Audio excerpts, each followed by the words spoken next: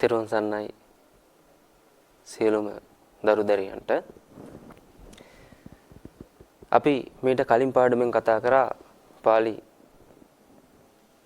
පිරිවෙන් දරුවන්ගේ පාලි පහවසර අච්චු පොතෙන් මහා කාරුණිකස්ස තස්ස කියන පාඩම. එතකොට අපිට පිරිවෙනේ පහවසරදී පාඩම් හම්බුණා 19ක්. එතකොට අපි කිව්වා පාලි සාහිත්‍ය විදියට ඒ පාඩම් 19 අපි කතා කරගෙන යන් කියලා.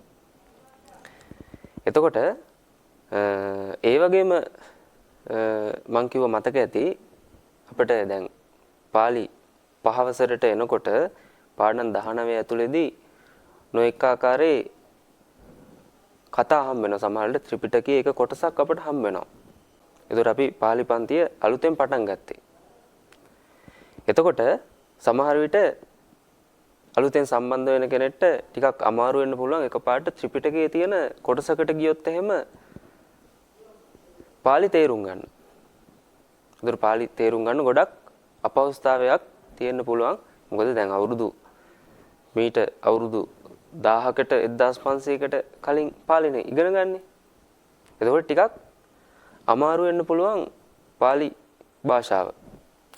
එතකොට අපි කිව්වා පොඩ්ඩක් ඔය පාලි 2 වසරේදී 3 වසරේදී හම්බ වෙන පාඩම් කීපයක් සමහර විට අපි මේක අතරින් පතර කතා කරමු කියලා. අපිට අද තියෙන්නේ හරිනම් පාලි 5 වසර පිරිවෙන් කරන දරුවන්ගේ දෙවෙනි පාඩම. ඒතුකෝ බන්තේ භගවා ස්වාගතම් බන්තේ.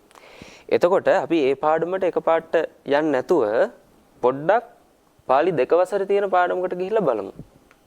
එතකොට මම පාලි පාඩම මාතෘකාවක් විදිහටම දක්වලා තියෙනවා ඡන්தோ. එතකොට අපිට ඒක 2 වසරේදී හම් වෙන පාඩමක්. ඡන්தோ. එතකොට ඡන්தோ කියලා කියනවා සඳ, හඳ, චන්ද්‍රයා. එතකොට අපි ඡන්தோ කියන පාඩම අරගෙන මොකද්ද මේ සඳ ගැන කියලා තියෙන්නේ. එහෙම නැත්නම් පාලියෙන් කොහොමද සඳ කියන මාතෘකාවට අනුකූලව පාලියෙන් කොහොමද රචනාවක් ලියන්නේ, කොහොමද වචන කීපයක් ගලපලා ඉවර වෙලා පාලියෙන් සඳ ගැන යමක් ලියන්නේ. අන්නේ ඒ කාරණා ටික පොඩ්ඩක් අපි අඳුනගමු. සහ විශේෂයෙන්ම අපි පාලි සාහිත්‍යනේ දැන් කතා කරන්නේ. එතකොට පාලියේ පාලි සාහිත්‍යයත් එක්ක සඳ බැඳිලා තියෙන ආකාරය කොහොමද කියන එක ටිකක් විස්තරාත්මකව පොඩ්ඩක් කතා කරගෙන යන්න. හරි. එතකොට විශේෂයෙන් පාලි සාහිත්‍ය නැත්තම් අපි සාහිත්‍යමය කොටසක් ගත්තට පස්සේ සඳ කියන්නේ විශේෂයෙන් සාහිත්‍යයට මා විශාල වශයෙන් බලපෑමක් කරපු වස්තුවක්. ඒතර සාහිත්‍යයේ නොඑක ආකාරයේ කියමන් නැත්තම් අපි ගමු කවියක් එහෙමත් නැත්තම් සමහර විට යම්කිසි උපමාවක් රූපකයක් ආදි වශයෙන් අන්න ඒ දේවල් නිරූපණය කරන්න ගොඩක් වෙලාවට මේ සඳ කියන වස්තුව පාවිච්චි කරනවා. එතකොට අපි සාහිත්‍යයට පොඩ්ඩක් එන්න කලින් අපි සඳෙන් සාමාන්‍ය මනුස්ස ප්‍රජාවට මොනවද හම්බෙන්නේ? එහෙම නැත්නම් සාමාන්‍ය මේ සඳ කිරණ තුලින් සමස්ත ජීව ලෝකයාගේ පැවැත්මට ඒ ජීව ලෝකයාගේ යහපතට කොහොමද මේ සඳ කිරණ බලපාන්නේ කියලා අපි පොඩ්ඩක් කතා කරගෙන යමු. එතකොට අපි දන්නවා සඳ කියන එක මේ වෙනකොට ග්‍රහ ලෝකයක් විදිහට තමයි විද්‍යාඥයෝ විසින් පෙන්වලා දෙන්නේ. එතකොට සූර්යාගේ රශ්මිය යම් ප්‍රමාණයකින් අරගෙන සූර්යාගේ රශ්මිය අරගෙන එතකොට සඳ විසින් ඒක පරාවර්තනය කිරීමක් සිද්ධ කරනවා පෘථුවිය වෙත. එතකොට අර සූර්යාගේ තේජස් ගතිය ගොඩක් අඩු කරලා බොහොම සෞම්‍ය මට්ටමකින් පෘථුවියට යනවා. පෘථුවියාගේ එහෙම නැත්නම් මේ ලෝකේ පැවැත්ම නිසා යම්කිසි බලපෑමක් සිදු කරමින්. මොනවද එහෙනම් සඳ විසින් සිදු කරන මේ පෘථුවියට කරන බලපෑම? නොඑක ආකාරයේ පරීක්ෂණ පවත්වලා හොයා ගන්නවා. විශේෂයෙන් සඳ විසින් ලොකු චුම්බක ශක්තියකින් එහෙම නැත්නම් අපි කියමුකෝ ඒ සඳේ තියෙන ඇද ගැනීමෙන් එහෙම නැත්නම් ගුරුත්වාකර්ෂණ බලයකින් මේ පෘථුවියේ සමබරතාවය පවත්වාගෙන යනවා. එතකොට ඒ එක කාරණාවක්. එතකොට අපි දන්නවා පෘථුවිය ඇල වෙලා තියෙන අංශක 23මාරක්. එතකොට ඒ 23මාර ගානට සමබරව කිසිම ආය ඇලවීමක් නොවෙන්න බොහෝම සමබරතාවයකින් පවත්වාගෙන යාමක් සිද්ධ කරනවා සඳේ බලපෑමත් එක්ක. එතකොට ඍතුවල වෙනස් වීමක් සිද්ධ වෙන්නේ නැහැ. එතකොට ඍතු බොහෝම සාමාන්‍ය මට්ටමින් ග්‍රීස්ම ඍතුවෙන් වස්සාන ආදී වශයෙන් ওই විදිහට ඍතු යමින් ඒ පෘථුවියේ පාලනය ඒ විදිහට ගෙනියන්න ලොකු උදව්වක් හඳ විසින් ලබා දෙනවා. ඒ වගේම තමයි විශේෂයෙන් ශාකවලට සඳ විසින් ලොකු බලපෑමක් සිද්ධ කරනවා. එතනදී අපි ගොඩක් වෙලාවට පුර සහ අව කියලා ඉස්සර ගොවි මහත්තුරු විසින් පුර සහ අව කියලා සඳේ කලාවන් කොටස් දෙකකට බෙදලා ගොවිතැන් කරන ක්‍රමවේදයක් තිබ්බා. එතකොට ගොඩක් වෙලාවට ගොවි මහත්තුරු සෝබාදහම හොඳට අධ්‍යයනය කරලා සඳ පුරට නගින කාලවලදී ඒ කියන්නේ අමාවක සිට සඳ පිරීගෙන පූර්ණ චන්ද්‍රයා වෙන කාල සීමාව වෙනකොට ඔන්න ඔය කාල සීමාව ඇතුළේදී අර ගස් සිටුවීම එහෙම නැත්නම් යමක් බීජයක් රෝපණය කිරීම නැත්නම් රිකිල්ලක් බද්ධ කිරීම. එතකොට රිකිලි බද්ධය කියලා තියෙන්නේ. එතකොට අන්න ඒ වගේ දේවල් කරන්න ගොවි මහත්තුරු පුර කාලේ මේ හඳේ පුර කාලෙදී ඔන්න ඒ කටයුතු සිද්ධ කරා. ඒ වගේම තමයි අවකාලෙදි කරන යම්කිසි කොටසක් තියෙනවා. විශේෂයෙන් අවකාලෙදී පොළව යට පැලවෙන දේවල්, ඒ කියන්නේ අල වර්ග. අන්න ඒ වගේ දේවල් ගොඩක් වෙලාවට හිටවන ක්‍රමවේදයක් තිබ්බා. එතකොට කෙනෙක්ට ප්‍රශ්නයක් මතුවෙන්න පුළුවන්. ඇයි පුර කාලෙදී සාමාන්‍ය විදියට බීජ රෝපණය කළා එහෙම නැත්නම් සාමාන්‍යයෙන් පොළොව මට්ටමින් උඩ තියෙන භෝගවල භෝග හැදෙන ඒ බීජ රෝපණය කරන්නෙත් එතකොට ඇයි අවකාලෙදී අල වර්ග හිටවන්නෙත් කියලා කෙනෙක්ට ප්‍රශ්නයක් මතුවෙන්න පුළුවන්. ඒකට හේතුව තමයි අර සඳේ ඇදගැනීමේ ශක්තියත් එක්ක පුර කාලෙදී ඒ කියන්නේ සඳේ දැන් ක්‍රමයෙන් ආලෝකය වැඩි වීගෙන එන වෙලාවේදී අර පොළොව මට්ටමේ තියෙන ඒ පසේ සාරය ගොඩක් උඩට අදිනවා. ඒ උඩට ඇදීමත් එක්ක ගස්වලට අර සාරය හොඳට උරාගෙන පළදැරීම සිද්ධ කරනවා සහ බීජයක් පොළොවට දැම්මට පස්සේ ඒ තෙත ගතියත් එක්ක අර හඳේ ඇදගැනීමේ ශක්තිය සහ ඒ තෙත ගතියත් එක්ක බීජයට ටක් ගාලා ඒ වතුර ආදී වශයෙන් ඒ පොළොවේ තියෙන සාරය උරාගෙන පැලවීම සිද්ධ වෙනවා. ඒ වගේම තමයි ගොවි මහත්තුරු විසින් අර චන්ද්‍රයාගේ අවකාලයට එන කාලය තෝරාගෙන පොළොව යට හැදෙන දේවල්, ඒ කියන්නේ අල වර්ග සිටවීමට පාවිච්චි කරා. මොකද දැන් පුර කාලෙදී පස්සේ සාරය උඩට උරා ගන්නවනේ. අවකාලෙදී මොකද වෙන්නේ? අර උඩ තියෙන සාරය කෙලින්ම යටට දෙනවා. ඒ කියන්නේ අර හඳේ තියෙන ඇද ගැනීමේ ශක්තිය ඒ කාලෙට ගොඩක් අඩුයි. ඒ නිසා පස්සේ සාර කොටස පොළොව මට්ටමේ මේ විදිහටම තියෙනවා. අල වර්ගයක් හිටෙවොත් එහෙම අන්න දැන් ලේසි ඒ අල වර්ගයට හැදෙන්න. එතකොට ඔන්න ඔය විදිහට විද්‍යාත්මකව සහ සාම්ප්‍රදායික මට්ටමින් නොඑක ආකාරයෙන් හඳ එක්ක මිනිස්සු ගනුදෙනු කරගෙන ආවා.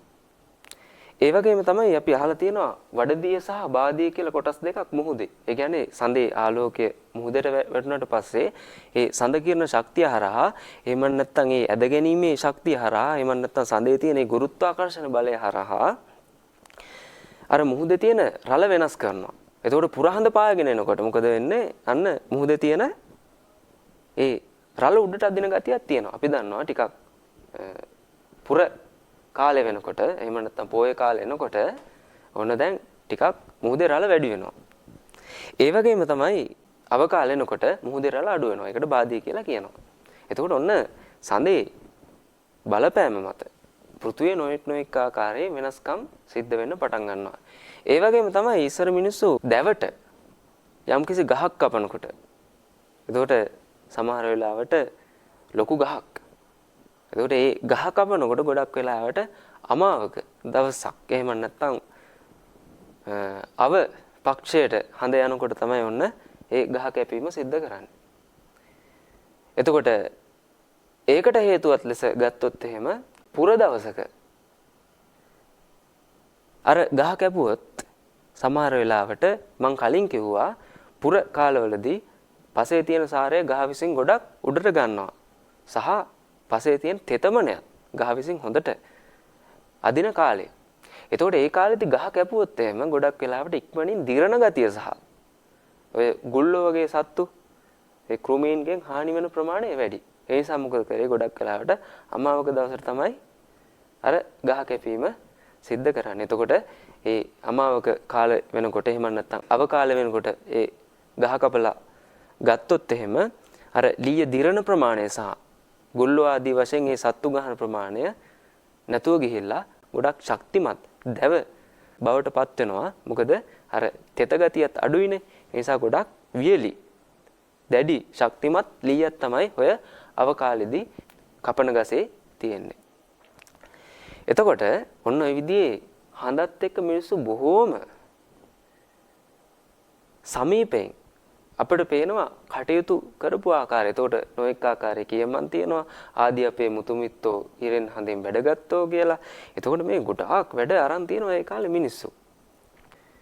එතකොට ඒ වගේම තමයි විශේෂයෙන් විස සතෙක් දෂ්ට කරපුවාම අපි අහලා තියෙනවා විශේෂයෙන් පුර හඳ තියෙන කාලෙකදී. එහෙම නැත්නම් පොය කාලය ආසන්න වෙනකොට සතෙක් සර්පෙක් දෂ්ට කරොත් විශේෂයෙන් පොය දාට එහෙම සතෙක් සර්පෙක් දෂ්ට කරොත් එහෙම ඒ සතාගේ ඒ විෂ ප්‍රමාණය නගින ගතිය වැඩි. ඒකට හේතුව තමයි ඒ සඳේ තියෙන ඒ මං කලින් කිව්වා වගේ අර ඇද ගැනීමේ ශක්තිය නිසා ටක් ගාලා ඒ සතාගේ විෂ ඉහළට අදින්න පටන් ගන්නවා. ඉහළට අදින්න ගත්තට පස්සේ බොහොම ඉක්මනින් මුළු ශරීරය පුරාම අර විෂ දුවන්න පටන් ගන්නවා. ඊට පස්සේ ගොඩක් වෙලාවට ඒ සතා කාපු මිනිස්සයාට මරණය හෝ මරණයට ආසන්න දුකක් ලැබෙනවා. එතකොට ගොඩක් වෙලාවට සමහරට පොඩි සතෙක් වෙන්න පුළුවන් දෂ්ට කරන්නේ මීමැස්සෙක්. ඒ ආදි වශයෙන් සතෙක්. එතකොට ඒ මීමැස්සා පවා දෂ්ට කරාට පුර කාලේදී විශේෂයෙන් දෂ්ට කරොත් එහෙම අන්න විෂ ගොඩක් නගිනවා. මීමැස්සගේ පවා පුර කාලේදී ඒ විෂ නගින ගතිය. එහෙම නැත්නම් ඇඟිල්ලක දෂ්ට කරොත් ඇඟිල්ල ඉදිමෙන ගතිය ගොඩක් වෙලාවට වැඩි. ඒ වගේම තමයි දැන් සත්තු ඒ හඳේ ආලෝකය ආධාර කරගෙන තමන්ගේ ජීවන පැවැත්ම තහවුරු කරගෙන යනවා. සමහර සත්තු පිරිසක් ඉන්නවා ඒ හඳේ ආලෝකය උපයෝගී කරගෙන දඩයමේ යනවා. ඒ වගේම තමයි තවත් සමහර සත්තු පිරිසක් තමන්ගේ වර්ගයා බෝ කරන්න හඳේ බලපෑම. එහෙම නැත්නම් හඳේ කලාවන් යොදා ගන්නවා. ඒ වගේම තමයි ඔය කැස්බෑ වගේ සත්තු ගොඩක් වෙලාවට කැස්බෑ බිත්තර ගොඩක් වෙලාවට වෙරළේ තමයි තියෙන්නේ. එතකොට ඒ පැටව බිහි වුණාට පස්සේ සඳ එළියත් එක්ක තමයි ගොඩක් වෙලාවට මුහුදට ගමන් කිරීම සිද්ධ කරන්නේ. එතකොට ඔන්න අපිට තේරෙනවා මේ තිරිසන් සතුන්ගේ චර්යාවන් වල පවා නොඑක ආකාරයේ වෙනස්කම් ඇති වෙනවා සඳේ බලපෑමත් එක්ක. හරි. එතකොට හඳේ බලපෑම මත සිදුවන තවත් එක් කාරණයක් තමයි ශාකවල පරාගණයට හඳේ බලපෑම ගොඩක් උපයෝගී වෙනවා. එතකොට සාමාන්‍යයෙන් සලඹියෝ පළඟැටියෝ වගේ සත්තු රෑනේ ගොඩක් සැරිසරන්නේ. එතකොට ඒ සත්තු සමහර ශාකවලට ගිහිල්ලා ඒ පරාගණය සිද්ධ කරන ක්‍රමවේදයක් තියෙනවා. එතකොට ඒ පරාගණය සිද්ධ වෙලා ඵලදාවක් ඒ විදියට හම්බ වෙනවා. එතකොට අපි දන්නවා සඳේ ආධාරයෙන් රැට විශේෂයෙන් නොඑක ආකාරයෙන් මල් පෙපෙනවා. සමන් පිච්ච, කඩුපුල්, කුමුදු, රෑ කුමාරි ඒ වගේ මල් ගොඩක් වෙලාවට රැට තමයි පිපෙන්නේ. එතකොට අපිට තේරෙනවා ඉරේ වගේම අර සඳේ සෞම්‍ය ගතියත් එක්ක සමහර ශාක ක්‍රියාත්මක වෙන විදිය. ඉරේ තියෙන රස්නේ ගතියට ඔරොත්තු දෙන්නේ නැති සමහර ශාක ඒ සඳේ සෞම්‍යලියත් එක්ක ඒ විදියට ක්‍රියාත්මක වෙලා ඵලදාවක් එහෙමත් නැත්නම් මල් පිපීමක් ඒ කියන්නේ ශාකවල යම්කිසි ක්‍රියාකාරීත්වයක් සිද්ධ කරනවා. එතකොට ඔය ආදී වශයෙන් භෞතිකව ගත්තොත් එහෙම සඳේ බලපෑම නිසා පෘථුවියේ ඇතිවන වෙනස්කම් එමටයි. දැන් අපි භෞතිකයෙන් පොඩ්ඩක් අයින් වෙලා අපි ආධ්‍යාත්මික පැත්තට එහෙම නැත්නම් සමහර විට හිත යොදාගෙන හිතට කොහොමද සඳ බලපෑම් කරන්නේ කියලා අපි පොඩ්ඩක් සාකච්ඡා කරගෙන යමු. එතකොට ගොඩක් වෙලාවට සාමාන්‍යයෙන් පොය දවස් වලට ඉස්සර මිනිස්සු අපි දන්නවා සිල් අරගෙන ওই විදිහට සාම්ප්‍රදායික වශයෙන් අදටත් ඒ සම්ප්‍රදායක් විදිහට පැවතගෙන ඇවිල්ලා අදටත් සිල් ගන්න ක්‍රමවේදයක් තියෙනවා. ඒතර අපි පොඩ්ඩක් හොයලා බලන්න ඕනේ ඇයි මිනිස්සු පොයට සිල් ගත්තේ කියන එක. ඇයි පොයටම මිනිස්සු සිල් ගත්තේ? එතකොට ගොඩක් වෙලාවට සඳේ බලපෑමත් එක්ක මිනිස්සු තමන්ගේ ආධ්‍යාත්මික ශක්තිය දියුණු කරන ක්‍රමවේදයක් පුරාණයේ සිට පැවතගෙන ආවා.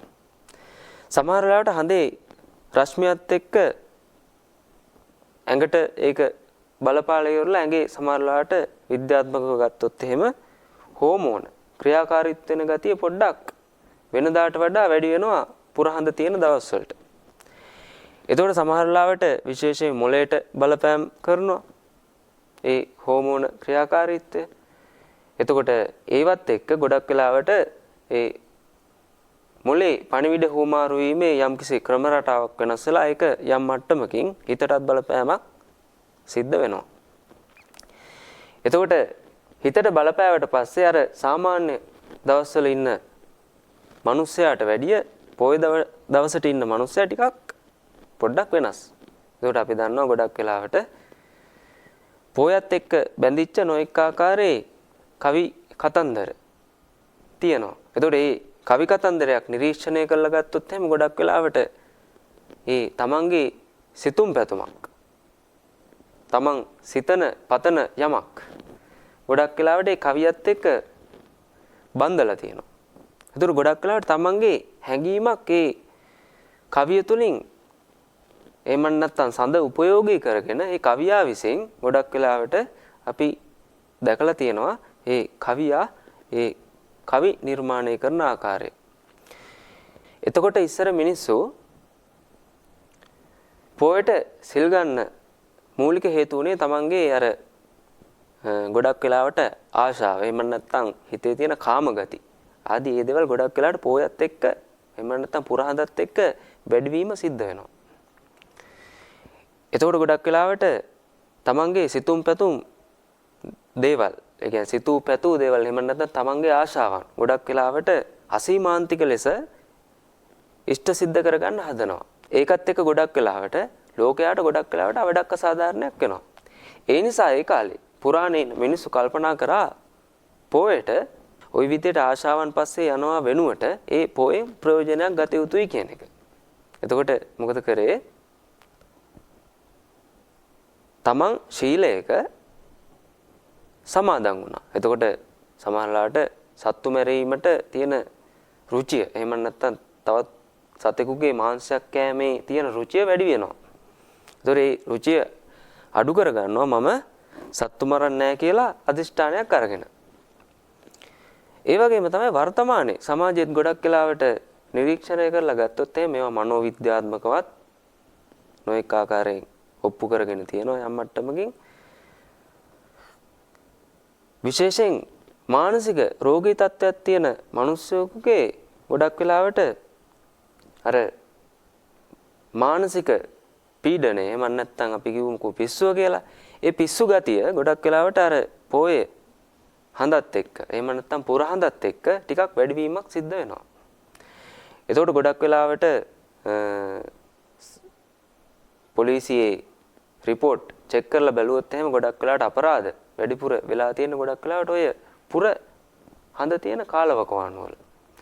ඒ දේවල් වලින් ඔප්පු කරගෙන යනවා සහ කරමින් පවතිනවා මේ පුරහඳ සහ මේ පුරහඳත් එක්ක මේ මිනිස් සිතට ලොකු බලපෑමක් එල්ල කරනවා කියන කාරණාව. එතකොට අපි පොඩ්ඩක් ගමු සාහිත්‍ය පැත්ත. එතකොට සාහිත්‍ය ගත්තොත් එහෙම තමන්ගේ සිතුම් පැතුම් එක ගොඩක් වෙලාවට ඒ කවියා එහෙම නැත්නම් කතෘවරයා ඒ වස්තු යොදාගෙන නොඑක ආකාරයේ නිර්මාණ සිද්ධ කරනවා. එතකොට අපි කලින් කතා කරා සඳ කියන එක සාහිත්‍යකරුවා විසින් ගොඩක් සමීපව පාවිච්චි කරපු වස්තුවක්. ඒකට තමන් තුළ හැඟීමක් මතුවෙන අවස්ථාවකදී ගොඩක් වෙලාවට මේ සඳේ උපයෝගීත්වය හරහා ඒ කවියා විසින් තමන්ගේ නිර්මාණය එළියට දීලා තියෙනවා. එතකොට අපි දැන් සංදේශ ගත්තොත් එහෙම සංදේශවල සැල්ලිහිණි හංස සංදේශ වගේ දේවල් ගත්තොත් එහෙම ගොඩක් වෙලාවට උපමා රූපක වලට මනා ලෙස අපිට පේනවා හඳ උපයෝගී කරගෙන තියෙනවා. එතකොට සිසිවන උණ කියලා ගත්තොත් එහෙම අන්න මුහුණ හා සමාන කරලා අන්න කවියා දක්වනවා මේ සඳ කියන එක. එතකොට හංස සංදේශයේ තියෙනවා සඳ සසලේ ලෙස එකතුව නොපෑ පිටිත්. එතකොට ඒ රජවාසලේ ඉන්න ලේකම් මුදලිවරු ගැන කියනකොට අන්න හංස සංදේශ කතුවරයා අර හඳ සහ එහි ලපය ගැන අන්න උපමාවට එහෙම නැත්නම් සමාන කොට දක්වලා අර ලේකම්වරු ගැන යමක් කියනවා. එතකොට අපිට පේනවා මේ සාහිත්‍යයේදී මනා ලෙස මේ සඳ යොදාගෙන තියෙන ආකාරය. ඒ වගේම තමයි සාහිත්‍යයේදී අම්මා ගතිය නිරූපණය කරන්න. එතකොට ගොඩක් වෙලාවට දැන් සූර්යාව තාත්තා ලෙස යොදාගෙන ඒ වගේම තමයි සඳ අම්මා ලෙස යොදාගෙන සාහිත්‍යකරුවා නොඑක ආකාරයේ නිර්මාණ ලෝකෙට බිහි කරනවා. එතකොට සඳ අම්මට උපමා කරලා අම්මා වැනි සඳ නැත්තම් අම්මම තමයි සඳ. ඒ කියන්නේ උපමා රූපක ආදී වශයෙන් පාවිච්චි කරලා අර හඳේ තියෙන ගති ලක්ෂණය, සෞම්‍ය ගතිය, සිසිල් ගතිය, ඒකත් එක්ක අර අම්මාගේ තියෙන සෙනෙහස කැටි කරලා ඉවර වෙලා සඳත් එක්ක සම්බන්ධ කරලා ඔන්න සාහිත්‍ය නිර්මාණය කරලා තියෙනවා. එතකොට අපි දන්නවා ඕනතරම් සාහිත්‍යයේ ගත්තොත් එහෙම කවි තියෙනවා. පොයදාට පුන් සඳ වාසනාවන්, ජාතිත් අපේ අම්මා වාසනාවන්. එතකොට සඳ ගොඩක් ඔය ආදී වශයෙන් සාහිත්‍ය නිර්මාණයට නොඑක ආකාරයේ කතෘවරු විසින් පාවිච්චි කරලා තියෙනවා. මේක බොහොම වටිනා කියන වස්තුවක් විදියට. ඒ වගේම තමයි ගොඩක් වෙලාවට සිතත් එක්ක සඳ සම්බන්ධ වෙනකොට අපි දන්නවා ගොඩක් වෙලාවට මිනිස්සු සඳ දිහා බලාගෙන කල්පනා කිරීම සිද්ධ කරනවා. විරහ වේදනාවක් එහෙම නැත්නම් තමන්ගේ දුකක් ප්‍රකාශය කරන්න. ඒතර ගොඩක් වෙලාවට සඳ දිහා බලාගෙන ඒ සඳේ සිසිලස විඳ එතකොට ඒ සඳෙන් යම්කිසි සෞම්‍ය ගතියක් අරගෙන තමන්ගේ හිතේ තියෙන පීඩාව දුක පිට කර ගැනීමක් සාමාන්‍ය මිනිසුන් විසින් සිද්ධ කරගෙන යනවා. අපිට නොඑක ආකාරයේ සාහිත්‍ය කවි කතන්දර හම් වෙනවා. එතකොට එක කවියක් ගත්තොත් එහෙම ඇලබඩ රුප්පාව ළඟ රෑ හඳ පානේ ඉන්නා කලට මට දුම්මල ගල පෙන්නේ. ලෝභ නැතුව ඔය ගල දුම්මල දුන්නේ අම්මා පෙරළුවත් තරහක් නෑ සිතුනේ. එතකොට දවසක් දා ඒ සඳත් එක්ක ඒ සිසිලස විඳ යමක් ප්‍රකාශ කරනවා. ඒ තමයි තමන්ගේ අම්මා ඒ ගලෙන් පල්ලෙහාට වැටිලා මිය යනවා. එතකොට ඒ දරුවට යම්කිසි දුකක් වේවා අන්නේ කාරණාව ඒ දරුවා විසින් අර රුප්පාව එහෙම නැත්නම් ඒ ඇලබඩ ආශ්‍රිත ඒ ගස් කොළන් ඇති ප්‍රදේශයේ ඉඳගෙන සඳ එළිය පායගෙන එන වෙලාවේදී යම්කිසි කල්පනාවක යෙදিলা ඉන්නවා මේ අම්මා ගැන. එතකොට ඒ දරුවා ඉන්න තැනට අර අම්මා පෙරළුණ එහෙම නැත්නම් අම්මා ඒ වැටිච්ච ගල පේනවා. පුංචි පර්වතයක්. ඒ කියන්නේ ශෛලමය පර්වතයක්.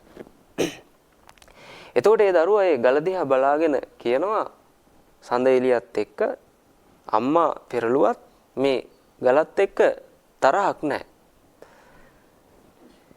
ඒ විදිහට නොඑක ආකාරයේ සාහිත්‍යමය ඉතා ලස්සන නිර්මාණ බිහි වෙලා තියෙනවා මේ සඳ සමගින්. එතකොට අපි මේ දේවල් නිරීක්ෂණය කරනකොට පේනවා තමන්ගේ දුකක් වේවා, තමන්ගේ යම්කිසි බලාපොරොත්තුවක් වේවා, නැත්නම් තමන්ගේ වෙනත් සිතුම් පැතුමක් වේවා, ගොඩක් වෙලාවට සඳ සමග සම්බන්ධ කරගෙන මේ මිනිසුන් විඳින ආකාරය තවත් සමහර සාහිත්‍ය කවි කතන්දර වලදී අපට පේනවා සමහරවිට ඒ කවියා විසින් හඳ දකිනවා කාන්තාවක් විදියට.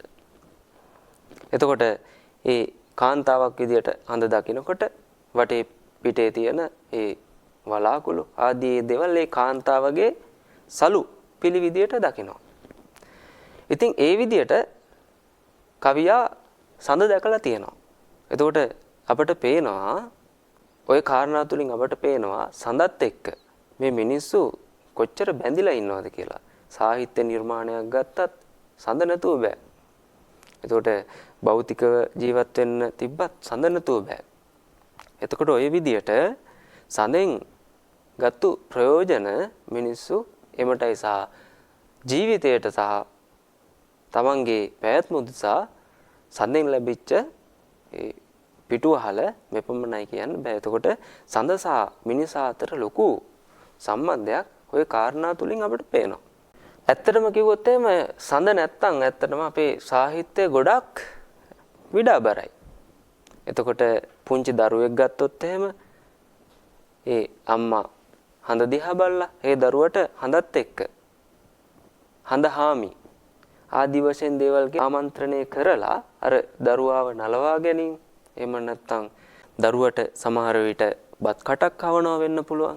ඒ බත් කට කවන අවස්ථාවේදී අර හඳ පෙන්නලා හඳ හාමි නැත්නම් අපි සමහරට අහල් තියෙනවා හඳ හාමියේ කිරිත් පැණිත් දියෝ අර ඒ විදිහට ළමයින්ගේ ජීවිතයත් එක්කත් මේ හඳ ගොඩක් බැඳිලා තියෙනවා. එතකොට ඉස්සර පැල රකින්න මිනිස්සුත් ගොඩක් වෙලාවට පැලේ ඉඳගෙන පුරහඳ දිහා බලාගෙන නොඑක ආකාරයේ කල්පනාවල යෙදුණා. එතකොට මේ පුරහඳත් එක්ක මේ මිනිස්සු තුල ගොඩක් අර සාහිත්‍යමය එහෙම නැත්නම් ගොඩක් නිර්මාණශීලී ගතිය මතුවෙන්න පටන් ගත්තා. අර සඳේ ආලෝකය එහෙම නැත්නම් සඳේ පිරිපුන් ගතිය ඒ දේවල් උපයෝගී කරගෙන. එතකොට අපි ඕන තරම් සාහිත්‍යයේදී අහලා තියෙනවා විශේෂයෙන් පැරණි කතන්දරවලදී එහෙම සමහර ස්වාමින් වහන්සේලා මග වඩාගෙන යනවා මේ නිවන් මාර්ගය පූර්ණේ කරගන්න.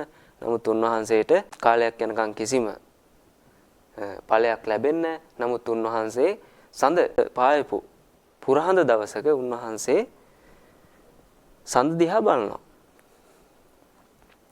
එතකොට අන්නේ පුරහඳත් එක්ක උන්වහන්සේට ගොඩක් හිතට ලොකු ප්‍රසාදයක්, සෞම්‍ය ගතියක් එනවා.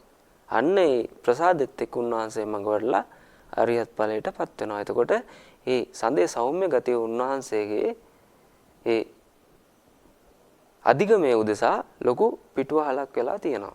එහෙනම් ඒ විදිහට අපිට පේනවා සඳෙන් මේ සාහිත්‍යයට වේවා නැත්නම් තමන්ගේ ජීවිතයට වේවා ලැබිච්ච පිටුවහල මොනතරම්ද කියලා. දැන් අපි කතා කරමු. දැන් අපි පොඩ්ඩක් බැලුවා සඳෙන් පෘථුවියට වෙන බලපෑම කොහොමද කියලා. ඒතකොට ඒ සඳ නිසා භෞතිකව සිදුවෙන වෙනස්කම්. ඊට පස්සේ අපි හිත පැත්තට වෙන. එහෙම නැත්නම් හිත පැත්ත හරහා ගිහිල්ලා සාහිත්‍යානුකූලව මේ සඳ නිසා මේ සමස්ත මානවයාගේ ඒ සම්බන්ධතාවය සඳත් එක්ක තිබ්බේ සම්බන්ධතාවය අපි ඔන්න කතා කරගෙන ගියා. දැන් අපි යමු සාහිත්‍යයේත් අපි කතා කරන පාලි සාහිත්‍යයත් එක්ක සඳ බැඳිලා තියෙන්නේ කොහොමද කියලා. එතකොට අපිට ලොකු දැනීමක් එනවා සඳ කොහොමද මේ පාලි සාහිත්‍ය එහෙම නැත්නම් බෞද්ධ සාහිත්‍යයත් එක්ක බැඳිලා තියෙන විදිය ගැන. පාලි සාහිත්‍ය තුල සඳ. එතකොට පළවෙනි කාරණාව විදියට අලංකාරයක් ලෙස. එතකොට අපි අලංකාරයක් කියලා කියනවා. එතකොට සාමාන්‍යයෙන් මිනිස්සෙක්ට යම්කිසි කාරණාවක් ඒ භාෂාව තුලින් තේරුම් කරන්න බැරි වුණොත් අපි ගොඩක් වෙලාවට ඒ කියන කාරණාව තේරුම් කරන්න වෙනත් වස්තුවක් උපයෝගී කරගන්නවා. තථාගතයන් වහන්සේ මනුස්ස අත්භවය කොච්චර දුර්ලභද කියලා ඔන්න දේශනා කරනවා. දැන් ඒක සාමාන්‍ය මිනිස්සෙකුට ගෝචර කරගන්න බෑනේ.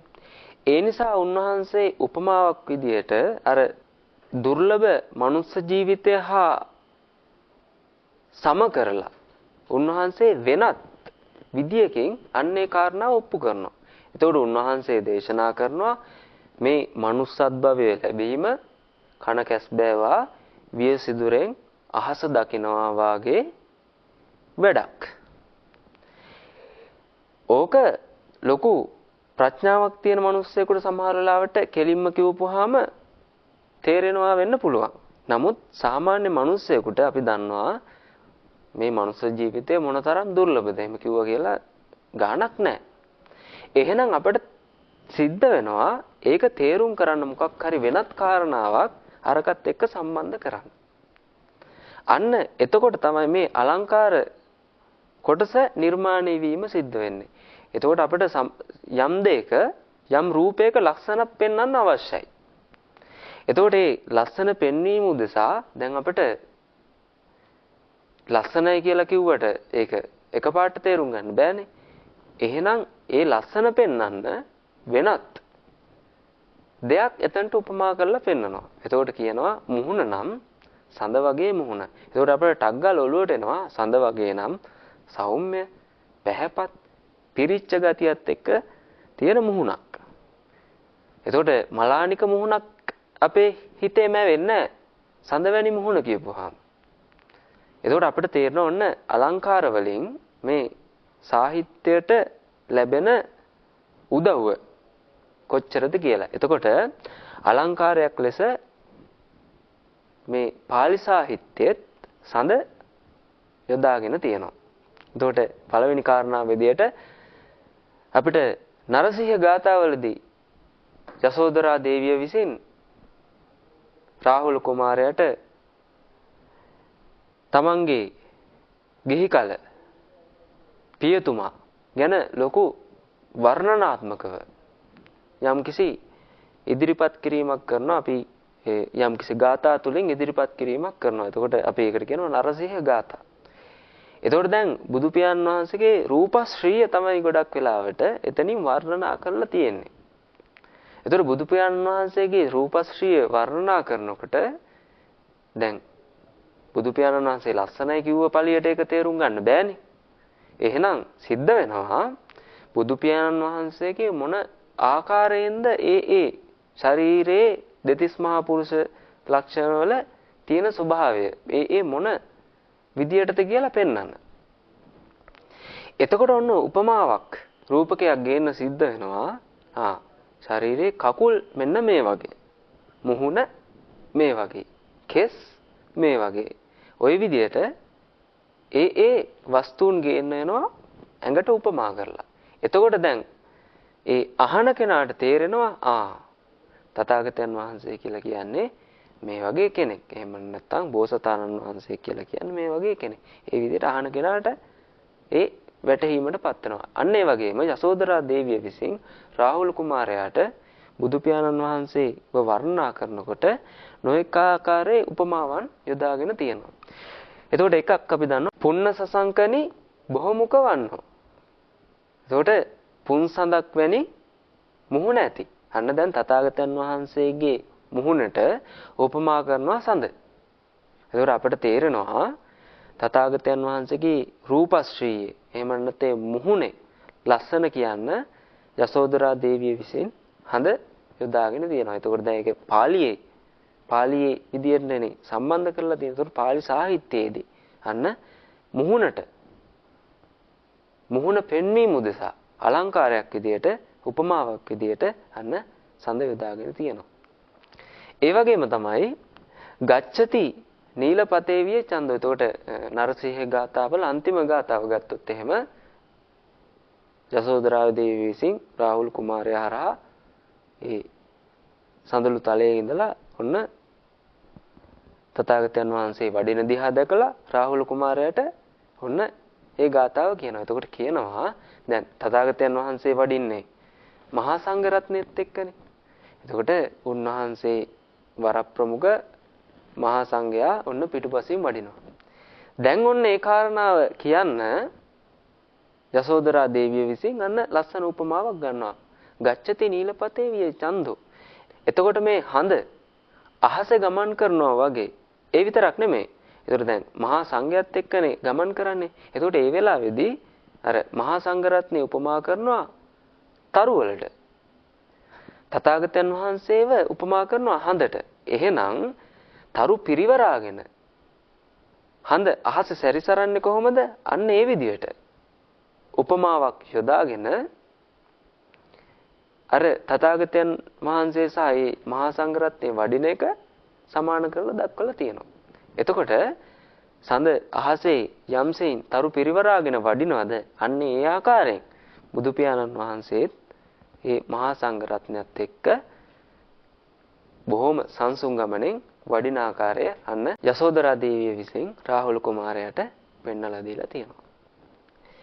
එතකොට අපිට පේනවා අලංකාරයක් විදියට කොහොමද ඒ තැනට සඳ යොදාගත්තේ කියන එක. එතකොට තවත් උදාහරණයක් ගත්තොත් එහෙම අබ්බහා මුත්තෝව චන්දිමා බලාකුලින් මිදුණු සඳ. ඒක ධම්මපදේ තමයි තියෙන්නේ. යෝහවේ දහරෝබික්කෝ යුඤ්ජති බුද්ධ ශාසනේ සෝ ඉමන් ලෝකම් පබහසේති අබ්බහා මුත්තෝව චන්දිමා. තථාගතයන් වහන්සේ කියනවා දේශනා කරනවා මේ කුඩා කාලේ සාමණේරයන් වහන්සේ නමක් ශාසනික ඒ ඇවතුම් පැවතුම් වල යෙදෙනවා නම් එහෙම නැත්නම් නිවන් මාර්ගයේ පූර්ණේ කර ගැනීමට කටයුතු කරනවා නම් අන්න ඒ සාමණේරයන් වහන්සේ අබ්බහා මුත්තෝව චන්දිමා බලාකුලින් මිදුණු පුන්සඳක් වගේ බබලනවා කියන කාරණාව. දැන් අර සාමණේරයන් වහන්සේව පෙන්වන්න උන්වහන්සේ උපමාවක් විදියට එහෙම නැත්නම් අලංකාරයක් විදියට අන්න සඳ උපයෝගී කරගත්තා. එතකොට සාමණේරයන් වහන්සේගේ මේ ගතිය ගුණය පෙන්වන්න සඳේ ලක්ෂණයක් අරගෙන මනාකොට පෙන්වලා දීලා තියෙනවා. ඒ වගේම තවත් උදාහරණයක් ගත්තොත් එහෙම පුන්න ඡන්ද මුකම් බුද්ධං. එතකොට එතනදිත් බුදු පියාණන් වහන්සේගේ මුහුණට සමාන කරලා තියෙනවා සඳ. පුන්න ඡන්ද මුකම් බුද්ධං.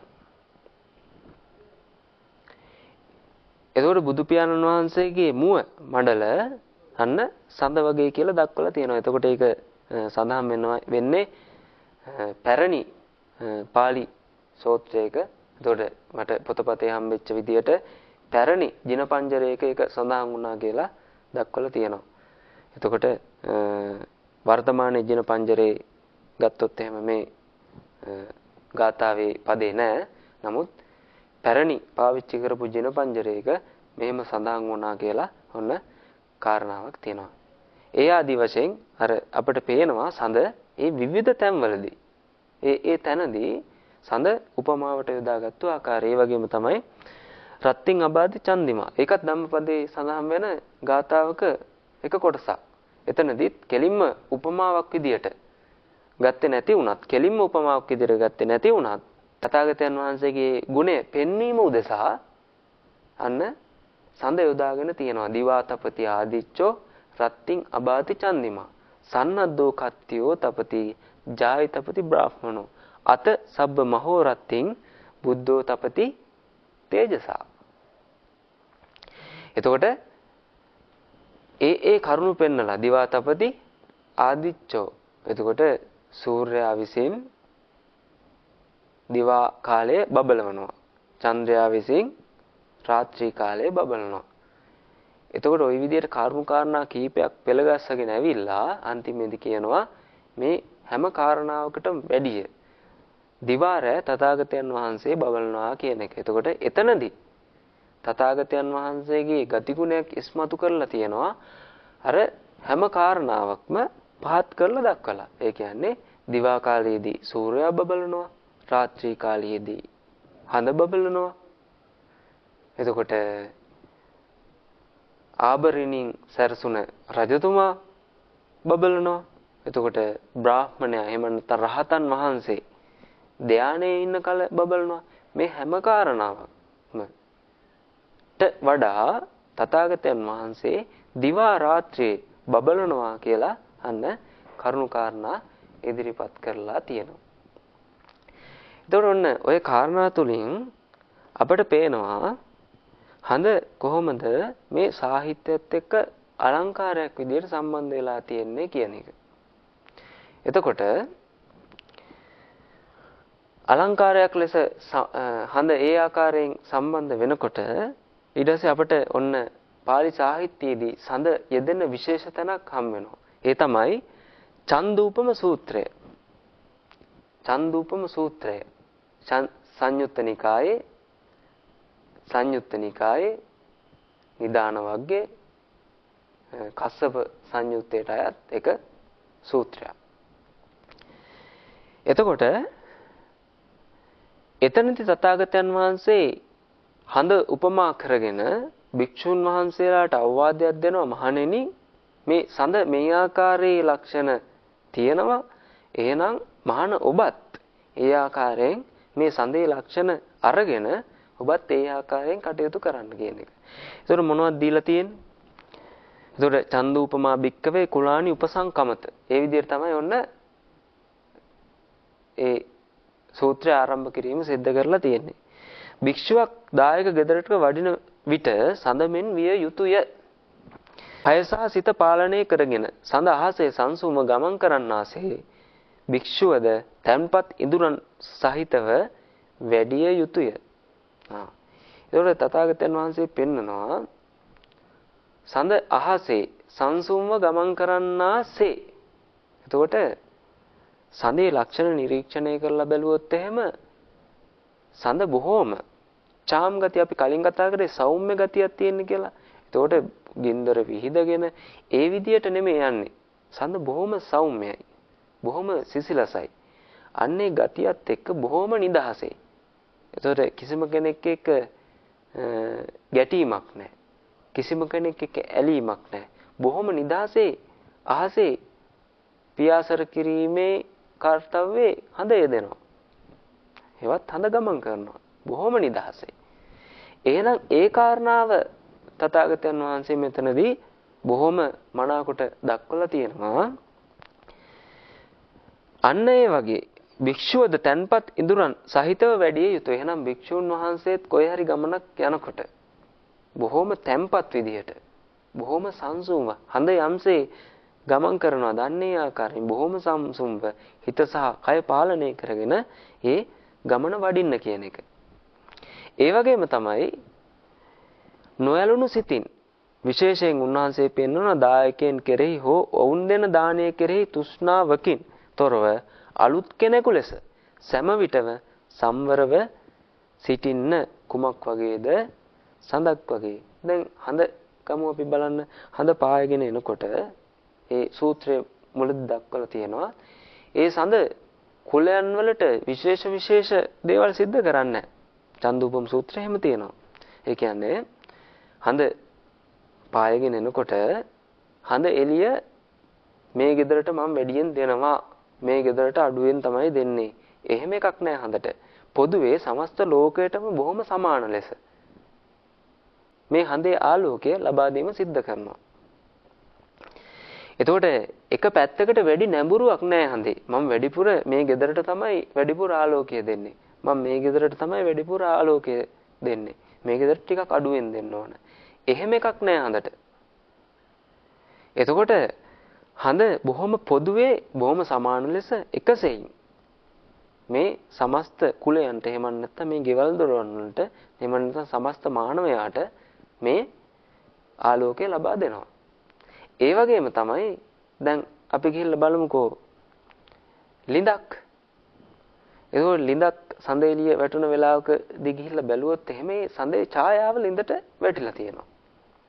ඒ වගේම තමයි තවත් තැනකට ගිහිල්ලා බැලුවොත් එහෙම නැත්නම් අපි හිතමුකෝ තවත් එහා පැත්තේ ගෙදර ලිඳ තියෙනවා. ඒ ලිඳ ගාවට ගිහිල්ලා බැලුවොත් එහෙම. එතකොට ඒ ලිඳෙත් අර සඳේ ඡායාව වැටිලා තියෙනවා. පොකුණක් ගාවට ගිහිල්ලා බලමු. එතකොට පොකුණ ගාවට ගිහිල්ලා බැලුවොත් මේ එකම වෙලාවේදී හඳ එතනටත් වැටිලා තියෙනවා. ඊට පස්සේ ඇලකට ගිහිල්ලා බලමු. එතකොට ඇලේ අපිට පේනවා සඳේ එළිය එහෙම නැත්නම් සඳේ ඡායා රූපය එතනටත් වැටලා තියෙනවා. එහෙනම් මේ අපි ගියපු හැම තැනටම සඳේ ඡායාව වැටිලා තියෙනව නේද? එහෙනම් සඳේ ඡායාව හෙවත් මේ සඳ විසින් හැම තැනටම ඒ තමන්ගේ ශක්තිය පොදුවේ ලබා දෙනවා. මේ ගෙදර ලිඳට විතරයි මම වැටෙන්න ඕන. අර තැනට වැටෙන්නේ නැහැ. එහෙම එකක් නැහැ. සඳේ ඡායාව ගත්තොත් එහෙම හැම තැනකටම පොදුවේ ලබා දීලා තියෙනවා. එහෙනම් අපිට ඒ කාරණාවෙන් ඒ කාරණා උපයෝගී කරගෙන එහෙම නැත්නම් ඒ කාරණාව උපමාවට අරගෙන අපිට ලොකු ජීවිත ආදර්ශයක් ලබා දෙනවා. මොකද්ද කියන්නේ? දායකින් කෙරෙහි හෝ ඔවුන් දෙන දානයේ කෙරෙහි තෘෂ්ණාවකින් තොරව අලුත් කෙනෙකු ලෙස සෑම විටම සම්වරව සිටිය යුතුයි. ඒ කියන්නේ මේ අලුත් කෙනාගේ ස්වභාවය තමයි හැම විටම ආගන්තුකෙක් වශයෙන් තමයි හැමතැනටම යන්නේ. ඒ කියන්නේ දැන් හුරු පුරුදු ගතියක් ආවොත් එහෙම කාගේ හරි එතකොට අපි ටිකක් යාළුවෝ මිත්‍රයෝ වැඩියෙන් ආශ්‍රය කරනවානේ. එතකොට වැඩිපුර සම්බන්ධතාවයක් තියෙන තැනට අපි ටිකක් වැඩිපුර ඇලෙනවා. අඩු සම්බන්ධතාවයක් තියෙන තැනට අපි ගොඩක් අඩුවෙන් තමයි යෑම හෝ ඒගොල්ලන්ගේ සම්බන්ධය සිද්ධ කරන්නේ. එතකොට මෙතනදී අලුත් කෙනෙක් වගේ යන්න කියලා කියන්නේ වැඩිපුර සම්බන්ධතාවක් නැතුව, අඩුවෙන් සම්බන්ධතාවක් නැතුව බොහෝම අලුත් කෙනෙක් වගේ මේ ගෙදරටත් යනවා, මේ ගෙදරටත් පිණුසිඟා වඩිනවා. එතකොට වැඩිපුර කොහෙට හරි නැඹුරු වෙනවා නම් විශ්වගේ පිණ්ඩපාත චාරිකාවේ යම් කිසි තැනකට මා දිගටම රජවාසලට වැඩිය යුතුයි. මා හිඟන මිනිසුන් සිටින තැනට නොවැඩිය යුතුයි. ඒ විදිහට උන්වහන්සේ මතයක් හදාගත්තොත් එහෙම අන්න දැන් සඳේ ගතිය නෙමෙයි පිහිටන්නේ. ඒතකොට සඳේ ගතිය බොහොම පොදුවේ හැමතැනටම ලබා දෙනවා වගේ උන්වහන්සේ ඒ ගෙපිලි වලින් වඩිනකොට හම්බෙන්නේ මොන ගෙදරට? උන්වහන්සේ ඒ ගෙදරට ගිහිල්ලා ඒ පිණ්ඩපාතය සිද්ධ කර ගන්නවා. ඒකට අපිට අන්න හඳ උපයෝගී කරලා තථාගතයන් වහන්සේ භික්ෂුන් වහන්සේලාට දක්වලා තියෙනවා මේ සඳ වගේ මහණෙනි ඔබත් වෙන්න. අන්න සඳ ලස්සනට උපමාවට අරගෙන උන්වහන්සේ ලොකු ආදර්ශයක් භික්ෂු ජීවිතයට ලබලා දෙනවා. ඒ වගේම තමයි මේ සූත්‍රයේ අවසානයේදී කියනවා මේ සඳ වගේ තමයි කාශ්‍යප හාමුදුරුවෝ. කාශ්‍යප මහරහතන් වහන්සේත්. එතකොට මහණෙනි ඔබත් උන්වහන්සේ ආදර්ශයට අරගෙන ඒ ජීවත් වීම සිද්ධ කරන්න. මේ සඳ වගේම තමයි උන්වහන්සේගේ චර්යා පැවතුණුත්. අන්න ඒකත් උන්වහන්සේ ආදර්ශයට එහෙම නැත්නම් වර්ණනාවට ලක් කරලා භික්ෂුන් වහන්සේලාට කියනවා මහණෙනි ඔබත් මේ හඳ වගේ මේ මහා කාශ්‍යප මහරහතන් වහන්සේ වගේ ඔබත් වෙන්න කියලා. එන්න මේ විදිහට චන්දූපම සූත්‍රයේ තථාගතයන් වහන්සේ සඳ උපයෝගී කරගෙන බොහොම වටිනා කියන දහම් කාරණාවක් ඉදිරිපත් කරනවා. එතකොට අපිට පේනවා සඳ උපයෝගී කරගෙන තථාගතයන් වහන්සේ පවා නොඑක ආකාරයේ දහම් කරුණු ඉදිරිපත් කරලා තියෙන ආකාරය. හොඳයි. අපි ඊළඟ කාරණාවට යමු. ඒතර පාලි සාහිත්‍යයේ විශේෂයෙන් තවත් අපිට හම්බෙන එක තැනක් විදිහට අපිට කියන්න පුළුවන් ඡන්ද පිරිත. ඒතර අපිට සතර බණවරේදී පළවෙනි බණවරේදී හම්බෙනවා ඡන්ද පිරිත. එතකොට ඡන්ද සුත්ත කියලාත් කියනවා, ඡන්දිම සුත්ත කියලාත් කියනවා. ත්‍රිපිටකයේ විදිහට ගත්තොත් එහෙම ඡන්දිම සුත්ත, ඡන්දිම සූත්‍රය. එතකොට පිරිත් පොතේ සමහරලාට ඡන්ද පිරිත කියලා තියෙනවා. එතකොට මේ කතාවට තොඩදුන් හේතුව ගත්තොත් එහෙම දිනක් චන්ද්‍ර දිව්‍ය පුත්‍රයා රාහු අසුරේන්ද්‍රයාට හසු වූ අවස්ථාවක ඔහු බුදුරජාණන් වහන්සේගේ ගුණය සිහිපත් කරමින් ආරක්ෂාව පතා ගාථාවකින් මෙසේ පවසනවා. නමෝ තේ බුද්ධ වීරත්තු විප්පමුත්තෝසි සම්බදී. එතකොට මේ කතාව. එතකොට එතනදී ඔන්න pāli සාහිත්‍යයත් එක්ක සඳ බැදෙන එක්තරා විශේෂ තැනක්. එතකොට දිනක් රාහු අසුරේන්ද්‍රය ඇවිල්ලා සඳව ගිල ගන්නවා. එතකොට අන්නේ වෙලාවේදී සඳ විසින් මොකද කරන්නේ? තථාගතයන් වහන්සේගෙන් පිහිට යදිනවා. නමෝ තේ බුද්ධ වීරත්තෝ විප්පමුත්තෝති සබ්බදී සම්බාධපටිපන්නෝස්මි තස්ස මේ සරණම් භවාති. එතකොට ඔන්න තථාගතයන් වහන්සේගේ පිහිට ආරක්ෂාව ඒ වෙලාවේදී සඳ විසින් ඉල්ලනවා. එතකොට ඔන්න ඒ කාරණාවට අනුව ඔන්න තථාගතයන් වහන්සේ රාහු අසුරේන්ද්‍රට ආයි පවසනවා. රාහු අසුරේන්ද්‍රය මේ සඳ විසින් තථාගතයන් වහන්සේ සරණ ගිහිල්ලා තියෙන්නේ. ඒ නිසා වහාම මේ සඳ ගිල ගැනීම අතහැරලා ඔබ යන්න කියලා. අන්න ඒ වෙලාවේදී ඒ රාහු අසුරේන්ද්‍රය බය වෙලා ඒ සඳ ගිල ගැනීම අතහැරලි වෙලා යන සිදුවීමක් තියෙනවා. එතකොට සඳ විසින් එහෙම නැත්නම් ඡන්ද දිව්‍ය පුත්‍රයා විසින් සඳ දෙවිඳු විසින් තථාගතයන් වහන්සේගේ පිහිට පතපු අවස්ථාවක් මේ ඡන්ද සූත්‍රයේ විදියට pāli සාහිත්‍යයත් එක්ක බැඳෙනවා.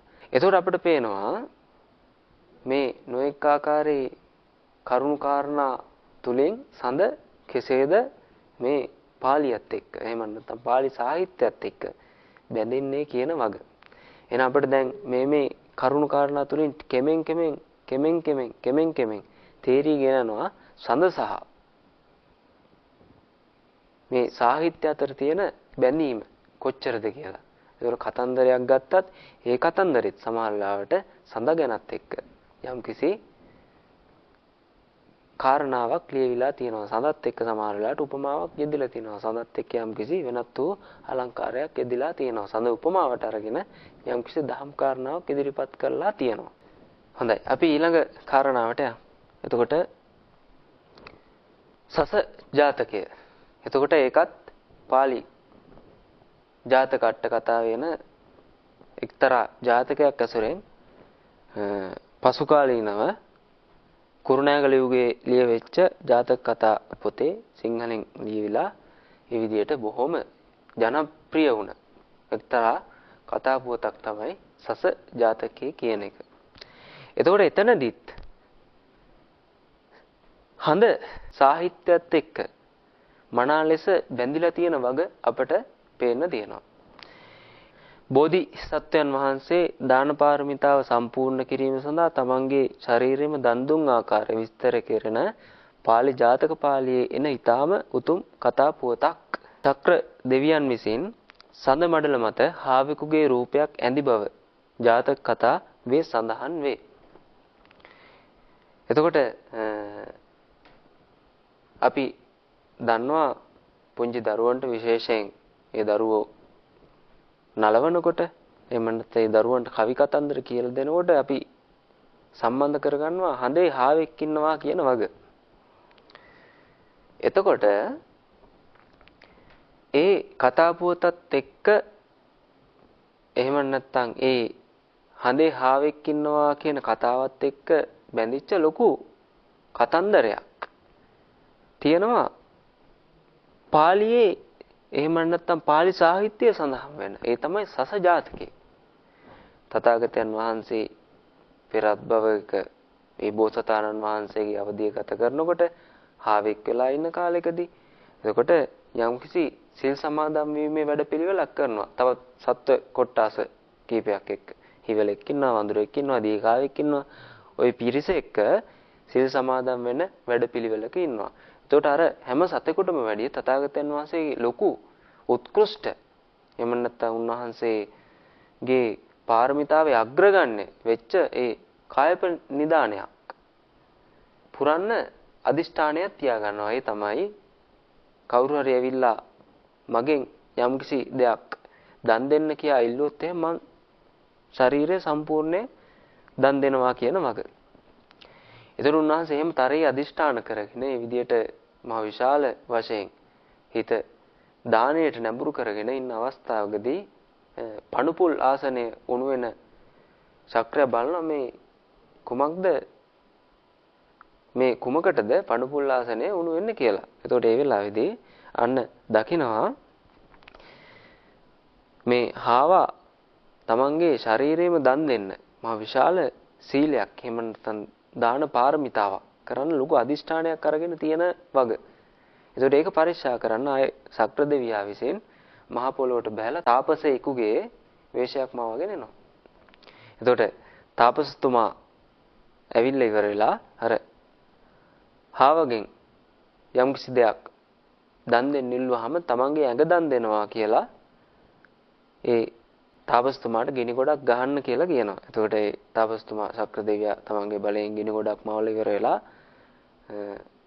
හාවට ආරාධනා කරාට පස්සේ හාව විසින් මොකද කරේ? ඒ ගිනි ගොඩට පැන්නා. ඒ වෙලාවේදී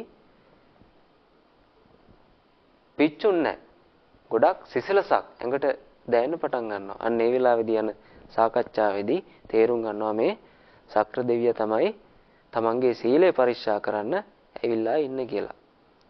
එතකොට ශක්‍ර දෙවියා විසින් මේ දාන පාරමිතාව අදහා ගන්න බැරුව මේ තමන්ගේ ජීවිතේම දන් දුන්න කාරණාව අදහා ගන්න බැරුව අන්න එතනදී විශේෂ කාරණාවක් කියනවා අඤ්ඤනකූට කියන පර්වතය මිරිකල වෙරලා ඒකේ තියෙන යුෂයෙන් ඒකේ තියෙන සාරයෙන් අර සඳේ හාවෙකුගේ රූපයක් ඇඳා කියලා එහෙම කතාවක් සාහිත්‍යයත් එක්ක බැඳිලා ඇවිල්ලා තියෙනවා.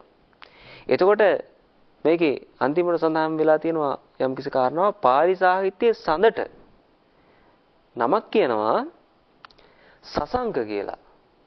එතකොට සස අංක සස හාවාගේ අංක එහෙම නැත්නම් හාවාගේ ලකුණ කියලා හඳට කියන එක්තරා නමක්. එතකොට සසංක හාවාගේ ලකුණ ඇත්තා යයි පවසන්නේ මේ ආభాෂයෙන්නි. ඒ කියන්නේ කලින් අර පාලි සාහිත්‍යයේ එහෙම නැත්නම් අටුවාවල ආවනේ මේ සස ජාතක කතා පුවත. ඒකට අන්න ඒවත් එක්ක නිර්මාණය වෙලා හාවාගේ ලකුණ හඳේ තියෙනවා කියන ඒ කතන්දරයත් එක්ක පසු කාලීනව සසංක කියන නම හඳට සමාන නමක් විදියට ඔන්න පට බැඳීම සිද්ධ වුණා. ඒතකොට අපිට ඔන්න හම්බුණා පාලියෙන් හඳට කියන එක වචනයක් මොකද්ද? සසංක. සස අංක. හාවාගේ ලකුණ. හරි. ඒ විදිහට ඔන්න සස ජාතකයේදී හඳ කොහොමද මේ පාලි සාහිත්‍යයත් එක්ක සම්බන්ධ වෙලා තියෙන්නේ කියලා අපිට මනාවකට පෙනුණා. හරි. ඊළඟට තෙමගුල හා සඳ. ඔන්න අපි දැන් විශේෂ තැනකට එනවා සඳ සහ පාලි සාහිත්‍යයත් එක්ක බැඳිච්ච. එතකොට අපි දන්නවා තෙමගුල කියනවා සිදුහත් කුමරුගේ ඉපදීමත්, ඒ බෝසතාණන් වහන්සේගේ පුදු වීමත්, තථාගතයන් වහන්සේගේ පිරිනුවන් පෑමත්. එතනදී තථාගතයන් වහන්සේගේ බුද්ධ බෝධිය සාක්ෂාත් කිරීමේදී එදා තිබ්බේ පුන් සඳක්. ඒ කියන්නේ අහසේ පුරහඳ පායලා තියෙන දවසක්, අපි නමින් කිව්වොත් වෙසක් පොය දවසක්. අන්නේ වෙසක් පොයත් එක්ක ඒ පූර්ණ චන්ද්‍රයාගේ බලපෑමෙන් තථාගතයන් වහන්සේට ඒ බුද්ධ කියන ගුණය පුරා ගන්න, ඒ බෝසතාණන් වහන්සේට බුද්ධ කියන தത്വයට ළඟා වෙන්න, ඒ බුද්ධ කියන தത്വය සාක්ෂාත් කරගන්න උන්වහන්සේට හැකියාව ලැබුණා. ඒතර අපි කලින් කතා කරා සඳ ගොඩක් හිතට බලපානවා කියන කාරණාව. ඒ කියන්නේ සඳේ යම් යම් වෙනස්කම්, සඳේ පුරපස අවපස මේ දේවල් මේ හිතත් එක්ක. කියන්නේ සඳේ කලාවන් මේ හිතත් එක්ක ගොඩක් බලපානවා. සමාජලාට ශරීරේ ස්වභාවයන් වෙනස් කරනවා. ඒ ශරීරයේ ස්වභාවයන් වෙනස් කිරීම තුළ සාමාන්‍යයෙන් මානසිකත්වයන් නම්, විශේෂයෙන් පෘථග්ජන මානසිකත්වයන් නම් ඒ ශරීරයේ වෙනස්කම් එක්ක සිත මේ අත පෙරලීම් සිද්ධ වෙනවා. එතකොට ඔන්න ඔය ශරීරයේ නොඑක ආකාරයෙන් වෙනස් වීම ගැන කතා කරනකොට විශේෂයෙන් ওই පුරාඳ පොය දවස්වලට අර අපි අහලා තියෙනවානේ යෝගවලදී විශේෂයෙන් ඔය කුණ්ඩලීනී කියලා ශක්ති කොටසක්. ඒ ශක්ති කොටස් ශරීරේ පල්ලෙහා මට්ටමක පිහිටනවා කියලා ඒ ශාස්ත්‍රවල සඳහන් වෙනවා. ඒ සඳ හොඳට පුරාගෙන එන කාලවලදී. ඒකට ශරීරයේ පහළ කොටස් වල හොඳට ඒ ශක්තිය වැඩිවීමක් සිද්ධ වෙනවා. එතකොට නුවණැත්තා විසින් මොකද්ද කරන්නේ? අර ශරීරයේ පහළ කොටසේ තැම්පත් වුණ ශක්තිය ඒ ආධ්‍යාත්මික ගතියට එනකොට ඒ සිද්ධ කරන්නේ අර පහළ තැම්පත් වෙච්ච ශක්තිය ඉහළට රැගෙන ඒමක්.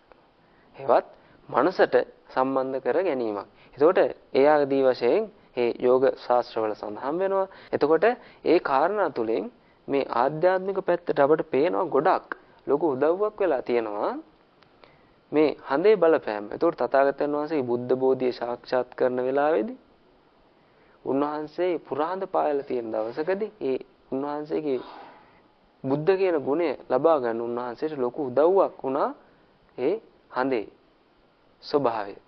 එතකොට අපට පේනවා හඳේ තියෙන ගතියත් එක්ක ඒ හඳේ තියෙන සෞම්‍ය ගතියත් එක්ක හඳේ තියෙන පුර ගතියත් එක්ක ඒ පිරිච්ච ගතියත් එක්ක හිතට ලොකු උදව්වක් කරලා තියෙන උන්වහන්සේට ඒ ඥානය අවදි කරගන්න. එහෙනම් ඥානය එහෙම නැත්නම් සිතේ ආධ්‍යාත්මික වේවා එහෙම නැත්නම් සිත පාලනය කරන කෙනෙක් විදියට ඔන්න ජ්‍යොතිෂයේ පවා සඳහන් වෙනවා ඒ සඳුගේ ග්‍රහ බලපෑම. එතකොට ජ්‍යොතිෂ මතයන්ට අනුව බුදුරජාණන් වහන්සේගේ ජන්මපත්‍රය පරීක්ෂා කිරීමේදී උන්වහන්සේ කටක ලග්නයෙන් ජනිත වූ බව පිළිගැනෙනවා. එහෙනම් ජ්‍යොතිෂයේදී කටක ලග්නයට අධිපති වෙලා ඉන්නේ චන්ද්‍ර ග්‍රහය සඳ. එතකොට අපිට පේනවා උන්වහන්සේගේ බුද්ධ බෝධියත් එක්ක ඒ උන්වහන්සේගේ ස්වභාවයත් එක්ක උන්වහන්සේ මේ සම්පූර්ණ ලෝකයේ මේ 31 ලෝක ධාතුවේම උන්වහන්සේ තමයි පූර්ණ වශයෙන් ඥානය අවදි කරගත්තු ඒ උතුමන් වහන්සේ. ඒ උතුමන් වහන්සේගේ ඥාණයට එතකොට මේ හඳ ඒ උපයෝගී වෙච්ච ආකාරය අපට උන්වහන්සේගේ ඒ ජන්මපත්‍රයන ඒ කියන්නේ උන්වහන්සේ ගොඩක් හිතපැත්තෙන් ආධ්‍යාත්මික තලයකින් ගොඩක් ඉහළට යනවග අපට පෙන්වනවා. එතකොට කටක ලග්නයේ අධිපතියා ඒ සඳ ඒ කියන්නේ සඳගේ බලපෑමක් උන්වහන්සේට විශේෂයෙන් තියෙන නිසා. එතකොට උන්වහන්සේගේ ඉපදීම ගත්තත් උන්වහන්සේගේ බුද්ධ බෝධිය සාක්ෂාත් කිරීම ගත්තත් උන්වහන්සේගේ පිරිනමන පෑම කතා කරත් අන්න අපට පේනවායි හැම තැනකදීම මේ සඳ සම්බන්ධ වෙලා තියෙන ආකාරය. ඒතර විශේෂයෙන් මේ බුද්ධ බෝධිය සාක්ෂාත් කරන වෙලාවේදී උන්වහන්සේ කොහොමද මේ සඳ උපයෝගී කරගෙන ඒ කටයුතු සිද්ධ කරගත්තේ කියලා උන්වහන්සේ බුදු වෙන අවස්ථාවේදී උන්වහන්සේ බොමැඩ අසලදී ඒ පූර්ණ චන්ද්‍රයා තියෙන වෙලාවකදී ඒ බොහොම සෞම්‍ය වට පරිසරයකදී උන්වහන්සේ බුද්ධ ඥානයන් අසාධාරණ ඥානයන් උන්වහන්සේ සාක්ෂාත් කරගන්නවා. එතකොට ඒ කාරණා අපිට විස්තර විග්‍රහ කරනකොට මනා ලෙස පෙනී යනවා තථාගතයන් වහන්සේ කොහොමද උන්වහන්සේගේ ඒ ඥාන අවදි කරගන්නේ? එහෙම නැත්නම් ආධ්‍යාත්මික තලයට පිවිසෙනකොට උන්වහන්සේට මේ සඳ උපයෝගී වුණේ කියන එක. ඒතකොට උන්වහන්සේගේ ඉපදෙන තැන පටන් උන්වහන්සේගේ ලග්නයේ තැන පටන් චන්ද්‍රයාගේ ලොකු බලපෑමක් තිබ්බා කියන වගේ අපි මේ කරුණු කාරණා තුලින් පැහැදිලි කරගෙන ආවා. එතකොට අපිට තේරෙනවා පාලි සාහිත්‍යයත් එක්ක මේ සඳ මොනතරම් විශේෂයෙන් බැඳෙනවාද කියන එක. එතකොට පුන්න ඡන්ද මණ්ඩලම් විය බුදුරජාණන් වහන්සේ බුද්ධත්වයට පත් වූ මොහොතේ උන්වහන්සේගේ මොහොන පිරිපුන් සඳ මණ්ඩලක් පෙන් බැබලීම. එතකොට මේක පාලි සාහිත්‍ය පොතපතේ සමහරලාට අටුවා ආදී වශයෙන් මේ දේවල් වලට එනකොට අර බුදු පියාණන් වහන්සේගේ බුද්ධ ඥානය වර්ණනා කරන අවස්ථාවලදී මේ පුන්න ඡන්ද මණ්ඩලම් විය කියන කාරණාව බුදු පියාණන් වහන්සේගේ මෝමණ්ඩල පූර්ණ චන්ද්‍රයා වගේ වුණා කියන එක. එහෙම නැත්නම් උන්වහන්සේගේ ඒ ඥානයත් එක්ක ඒ අවදි කරගත් ඥාන තුලින් උන්වහන්සේගේ මුහුණත් බොහොම පිරීලා බොහොම ප්‍රසාදමත්ව තිබ්බ ආකාරය අන්න පාලි සාහිත්‍යයේ මනාකොට ඒ අටුවා කිරීම වලදී සඳහන් කරලා තියෙනවා. එතකොට අපි ඔන්නේ ඒ ආදී වශයෙන් කරුණු කාරණා කීපයක් කතා කරලා පාලි සාහිත්‍යයේ සඳ සම්බන්ධ වන ආකාරය සාකච්ඡාවට බඳුන් කරා. එතකොට අපිට පේනවා පාලි සාහිත්‍යයත් එක්ක සඳ මොනතරම් සමීපව බැඳිලා තියෙනවාද කියන එක. ඒතර අපි පොඩ්ඩක් බොහොම පොඩි කරුණු කාරණා කීපයක් කරුණු 5ක් වගේ ප්‍රමාණයක් තමයි කතා කරේ. තවත් බොහෝ සෙයින් ඔය ආදී වශයෙන් පාලි සාහිත්‍යයත් එක්ක සඳ බැඳිච්ච අවස්ථා ගොඩක් අපිට දක්නට තියෙනවා. එතකොට පොතපත අධ්‍යයනය කරනකොට ත්‍රිපිටකයේ වේවා අටුවාවක් වේවා ටීකාවක් වේවා ඒ දේවල් අධ්‍යයනය කරනකොට අපිට ඔය වගේ තැන් නොඑක ආකාරයෙන් හම්බෙන්න පටන් ගනී. එතකොට මේ කාරණා තුලින් අපි තේරුම් ගත්තේ කොහොමද මේ පාලි සාහිත්‍යයත් එක්ක සඳ බැඳිලා තියෙන්නේ කියන වග. එහෙනම් අපි කතා කරගෙන යන් පාලි සාහිත්‍යයත් එක්ක සඳ බැඳිච්ච විදිය කතා කරානේ. එහෙනම් අපි ඊළඟට කතා කරන්න පටන් ගමු අපේ මූලික මාතෘකාව ගැන. සඳ ඡන්தோ කියන පාඩමත් එක්ක දෙකවසර පොතේ එන මේ පාඩමත් එක්ක අපි දැන් සම්බන්ධ වෙමු. එතකොට අපි ඒ විදිහට කතා කරගෙන ගියේ පාලි සාහිත්‍යයත් එක්ක සඳ බැඳිලා තියෙන ආකාරය. දැන් අපි කතා කරන්න පටන් ගමු ඡන්தோ කියන පාඩම. එතකොට අපි ඡන්தோ කියන පාඩම මම කලින් මතක් කරා පාලි පිරිවෙන ඉගෙන ගන්න දෙක වසරේ දරුවන්ගේ පොතේ තිබ්බ එක්තරා තැනකින් තමයි මම මේ කොටස උපුටලා ගන්නෙ. එතකොට ඒකට හේතුව අපි මේ පුළුවන් තරම් උත්සාහයක් ගමු මේ පුංචි පුංචි වචන තේරුම් අරගෙන පාලි කොච්චර සරලයිද කියලා තේරුම් ගන්න. නැත්තම් එකපාරට ත්‍රිපිටකයේ කොටසකට ගියොත් එහෙම මේකේ වචන ටිකක් අමාරුයි. මොකද පරණ පාලිය නූතන පාලිය නෙමෙයි. ඒතකොට බර වචන තියෙන්නේ. ඒවා තේරුම් ගන්න අමාරු නිසා ටිකක් පාලි භාවිතා කරන්න අමාරු ගතියකට එන්න පුළුවන්. ඒ නිසා අපි පොඩ්ඩක් තේරුම් ගමු මේ අපි සාමාන්‍ය විදියට නැත්නම් නූතනයේ විදියට පාවිච්චි කරන පාලිය මොනතරම් සරලද කියලා. ඒකට මේ වචන සමහරවිට අපි පාවිච්චි කරපුම වචන.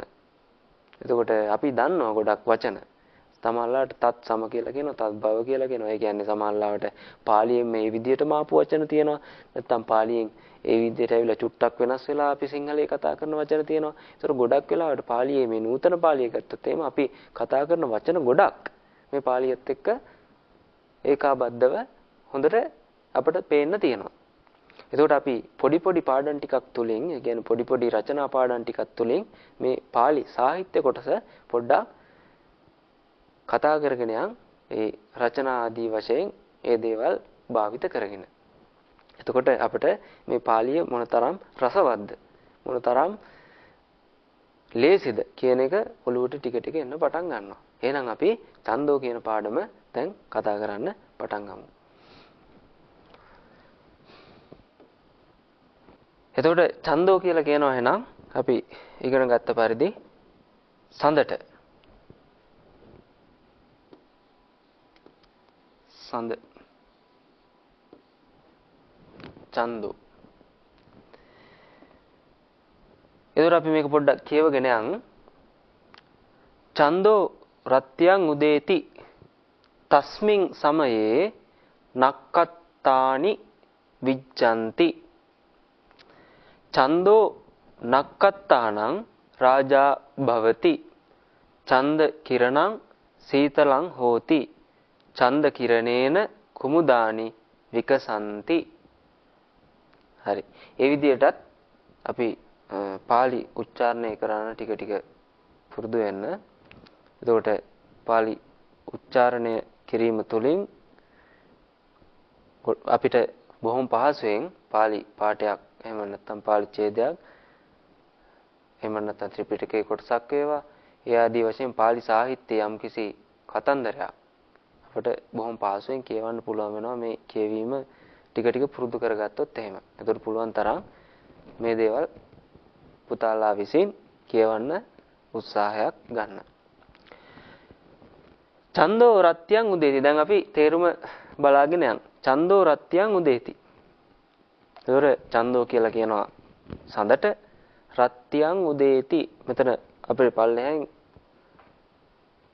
සාමාන්‍ය විදියට අපිට ටිකක් තේරුම් ගන්න අමාරු. නැත්නම් සමහර දේවල් අපි දන්න වචනක් තියෙනවා.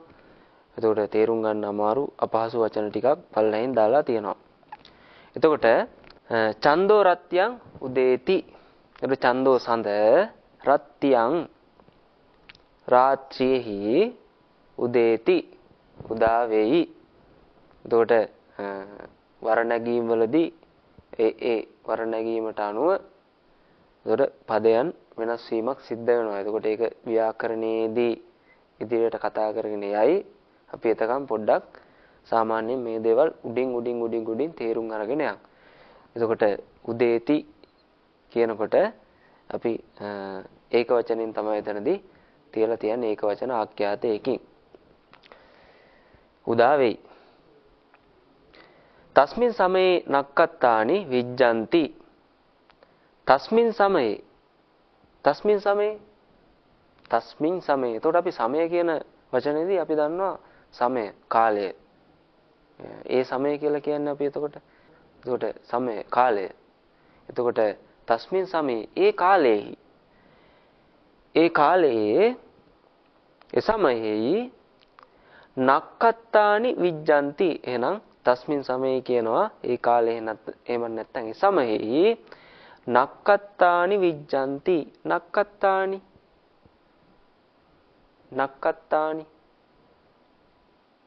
තරු. නක්කත්තානි විශේෂයෙන් ජ්‍යොතිෂය ආදී වශයෙන් අපි අහලා තියෙන හොඳට පුරුදු වචනයක් තමයි නක්කත්තානි. නක්කත්ත යක්ක භූතානම් පාපග්ඝා නිවාරණ. එතකොට කියන්නේ මේ ග්‍රහ කියලා ගන්නකොට එතනදී තරු ආදී වශයෙන් අපිට ඔන්න තේරුම් ගන්න පුළුවන්. එතකොට තස්මින් සමයේ නක්කත්තානි විජ්ජಂತಿ. විද්‍යමාන වෙති. එතකොට මෙතනදී ඒක වචනේ නෙමෙයි තියලා තියෙන්නේ. එතකොට මෙතන අපි කිව්වේ කලින් ඒක වචන ආඛ්‍යාතයකින් තියලා තියෙනවා කියලා. එතකොට උදේති. දැන් මෙතනදී බහුවචනේ න්ති. විජ්ජಂತಿ. විද්‍යමාන වෙයි නෙමේ දැන් වෙති. එහෙනම් විද්‍යමාන වෙයි කියලා කියන්නේ කොහොමද? විජ්ජති. එතකොට විජ්ජති විද්‍යමාන වෙයි, විජ්ජಂತಿ විද්‍යමාන වෙති. එහෙනම් තස්මින් සමයේ නක්කත්තානි විජ්ජಂತಿ. සමෙහි තරු විද්‍යමාන වෙති. හරි. ඊට පස්සේ චන්දෝ නක්කත්තානං රාජා භවති. හරි. චන්දෝ සඳ මෙතන අපට හම්බුණා නක්කත්තානි කියලා. එතකොට එතනදී නක්කත්තානි දැන් මෙතන නක්කත්තානං. ඒ කියන්නේ දැන් වර නැගීමක් සිද්ධ වෙනකොට ඒ වචනවල වෙනස් වීම සිද්ධ වෙලා. එතකොට නක්කත්තානං දැන් අපි අතන තරු කියලානේ ගත්තේ. දැන් මෙතන නක්කත්තානං වෙනකොට මොකද්ද වෙන්නේ? එතකොට අපිට ගන්න පුළුවන් චන්දෝ නක්කත්තානං තරු වල. එතකොට චන්දෝ නක්කත්තානං රාජා භවති. තරු වල රාජා රජතුමා. රාජා කියනකොට දන්නවනේ අපි. රජතුමා භවති වෙයි. එතකොට බොහොම පහසුවෙන් මේක තේරුම් ගන්න පුළුවන්. නක්කත්තානං රාජා භවති. චන්දෝ නක්කත්තානං රාජා භවති. සඳ තරුවල රාජා භවති වෙයි. චන්ද කිරණං සීතලං හෝති. එතකොට දැන් මේ දේවල් කියනකොට බොහොම පහසුවෙන් අපිට ග්‍රහණය කරගන්න ලේසි. ඒ කියන්නේ දැන් මේ තේරෙනවා සිංහලෙත් එක්කම ගෑවි නොගෑවි තමයි මේ පාලිය බොහොම සමසම වගේ තමයි යන්නේ. මේ සරල පාලියේ ස්වභාවය. ඒවත් නූතන පාලියේ වචන ගොඩක් වෙලාවට මේ සිංහලත් එක්ක බොහොම සමීපව යනවා. ඡන්ද කිරණං අපි දන්නවා. ඡන්ද කිරණ සඳ කිරණ. සීතලං හෝති. සඳ කිරණ සීතලං සීතල හෝති. හෝති කියන්නේ වෙයි. හරි. චන්ද කිරණේන කුමුදානි විකසන්ති. චන්ද කිරණේන. දැන් චන්ද කිරණං නෙමේ චන්ද කිරණේන. එතන විභක්ති වල යම්කිසි වෙනස්කමක් සිද්ධ වෙලා තියෙනවා. එතකොට චන්ද කිරණං සඳ කිරණ නෙමේ දැන්. චන්ද කිරණේන සඳ කිරණෙන් සඳ කිරණින් කුමුදානි විකසන්ති. කුමුදානි කියනකොට කුමුදු මල්. එතකොට කුමුදානි කුමුදු. එතකොට කුමුදු මල් කියලා අපි දන්නේ. අපි කලිනුත් කතා කරා ඒ සඳේ බලපෑමත් එක්ක කොහොමද මේ පෘථිවියේ නොඑක් ශාකයන්ගේ වෙනස් වීම සිද්ධ වෙන්නේ කියන එක. එතකොට අපි රාත්‍රියේදී පිපෙන මල් වර්ග කිහිපයක් හඳුනා ගත්තා. එතනදී එක්තරා මල් වර්ගයක් තමයි කුමුදු. එතකොට සඳ කිරණයෙන් සඳ කිරණ ආධාරයෙන් කුමුදානි විකසන්ති. සඳ කිරණ හේතු වෙන සඳ කිරණෙන් කුමුදු මල් විකසන්ති විකසිත වෙනවා හෙවත් පිපෙති. එතකොට මෙතනත් අන්තිනේ. එහෙනම් බහුවචනෙන් තමයි ඒ ආඛ්‍යාතේ තියලා තියෙන්නේ. එහෙනම් විකසන්ති පිපෙයි නෙමේ පිපෙති. හරි. අපි එහෙනම් ඊළඟ කොටසට යමු. හරි. අපි ඊළඟ කොටස පොඩ්ඩක් සද්ද නගලා කියවමු බලන්න. ඡන්දස්ස කලා අත්ති පන්න රසින් ඡන්தோ සම්පුන්නෝ විජ්ජෝ තති. කාලපක්ඛේ ඡන්தோ හායති සුක්ඛපක්ඛේ සම්පුන්නෝ භවති. තස්ස කලංකම්පි අත්ති තං කලංකං සසංකන්ති වදන්ති. හරි. යම් ටක් ගාලා තේරුමට. ඡන්දස්ස කලාatti. අපි කලා කියලා කතා කරේ. එතකොට පුරහඳේ සිට අවහඳ දක්වා එන කාලවකවානුවක් තියෙනවා. එතකොට පෑලවිය, දියවක, තියවක, ජලවක, විසේනිය ඔය විදියට අව විදියට යන ක්‍රමවේදයකුත් තියෙනවා. පුර විදියට යන ක්‍රමවේදයකුත් තියෙනවා. ඔන්න ඔකට කියනවා අපි කලා කියලා. පුරහඳේ සිට ආලෝකය අඩු වේගෙන අමාවක දක්වා එන ගමන් මාර්ගයයි අමාවක සිට පුරහඳ දක්වා හඳේ ආලෝකය වැඩි වී යන ගමන් මාර්ගයයි. එතකොට අපිට පේනවා ඒ හඳේ චක්‍රය. ඔන්න ඔකට කියනවා හඳේ කලාව කියලා. එහෙනම් ඡන්දස්ස එහෙනම් සඳේ කලා අත්ති. කලා අත්ති ඇත. සඳේ කලා ඇත. සඳෙහි කලා ඇත.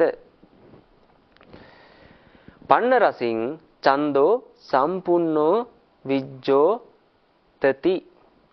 ඒ මොකද්ද කියන්නේ? පන්න රසින්. එතකොට උපසම්පදා ස්වාමීන් වහන්සේ නමක් ගත්තොත් එන උන්වහන්සේට සඳේ කලාවත් එක්ක උන්වහන්සේට යම්කිසි වැඩපිළිවෙලක් තියෙනවා පෝය කිරීම කියලා. එතකොට ඒ උපසම්පදා ස්වාමීන් වහන්සේගේත් ඒ පෝය කිරීම අනුව අමාවක සහ ඒ පුරහඳට කරන වැඩපිළිවෙලක් තියෙනවා. එතකොට අපිට එතනදිත් ඒ වචනය හම්බ වෙනවා පන්න රසියන්. පන්න රසි. එතකොට පුරහඳට පායගෙන යන කාලවකවානුවට කියනවා පන්න රසි කියලා. එතකොට පන්න රසියන් ඡන්தோ සම්පුන්නෝ විජ්ජෝ තති. පන්න රසියන් පුර කාලවකවානුවේ. එහෙම නැත්නම් පන්න රසියන් පසළොස්වකට ඡන්தோ සම්පුන්නෝ විජ්ජෝචති. ඡන්தோ සම්පුන්නෝ සම්පූර්ණ පසළොස්වකට සඳ සම්පූර්ණ විජ්ජෝතති බබලයි. හරි. කාලපක්කේ ඡන්தோ හායති. කාලපක්කේ කියන්නේ කාලපක්කේ. එතකොට දැන් අපි කතා කරා සඳේ කලාවන් දෙකක් ගැන. එකක් විශේෂයෙන් පුරාන්දේ සිට අවට එන කාලවකවානුවයි ඒ අමාවක සිට පුරට යන කාලවකවානුවයි. එතකොට පාලියේදී කාලපක්කේ ඒ කියන්නේ මේ අමාවකට යන කාලවකවානුවට තමයි ඔය කාලපක්කේ කියලා කියන්නේ. අවපසර් කාලපක්කේ අවපස ඒ අමාවකට යන කාල සීමාව කාලපක්කේ ඡන්தோ හායති සඳ හායති. එහෙනම් මොකද්ද කියන්නේ? සඳ අමාවකට යනකොට ඒ කාලවකවානුවේදී මොකද්ද වෙන්නේ? හායති. පිරිහෙනවා, අඩු වෙනවා. එහෙනම් හායති පිරිහෙයි කාලපක්කේ. කාලපක්කේ කියලා කියනවා අවපසට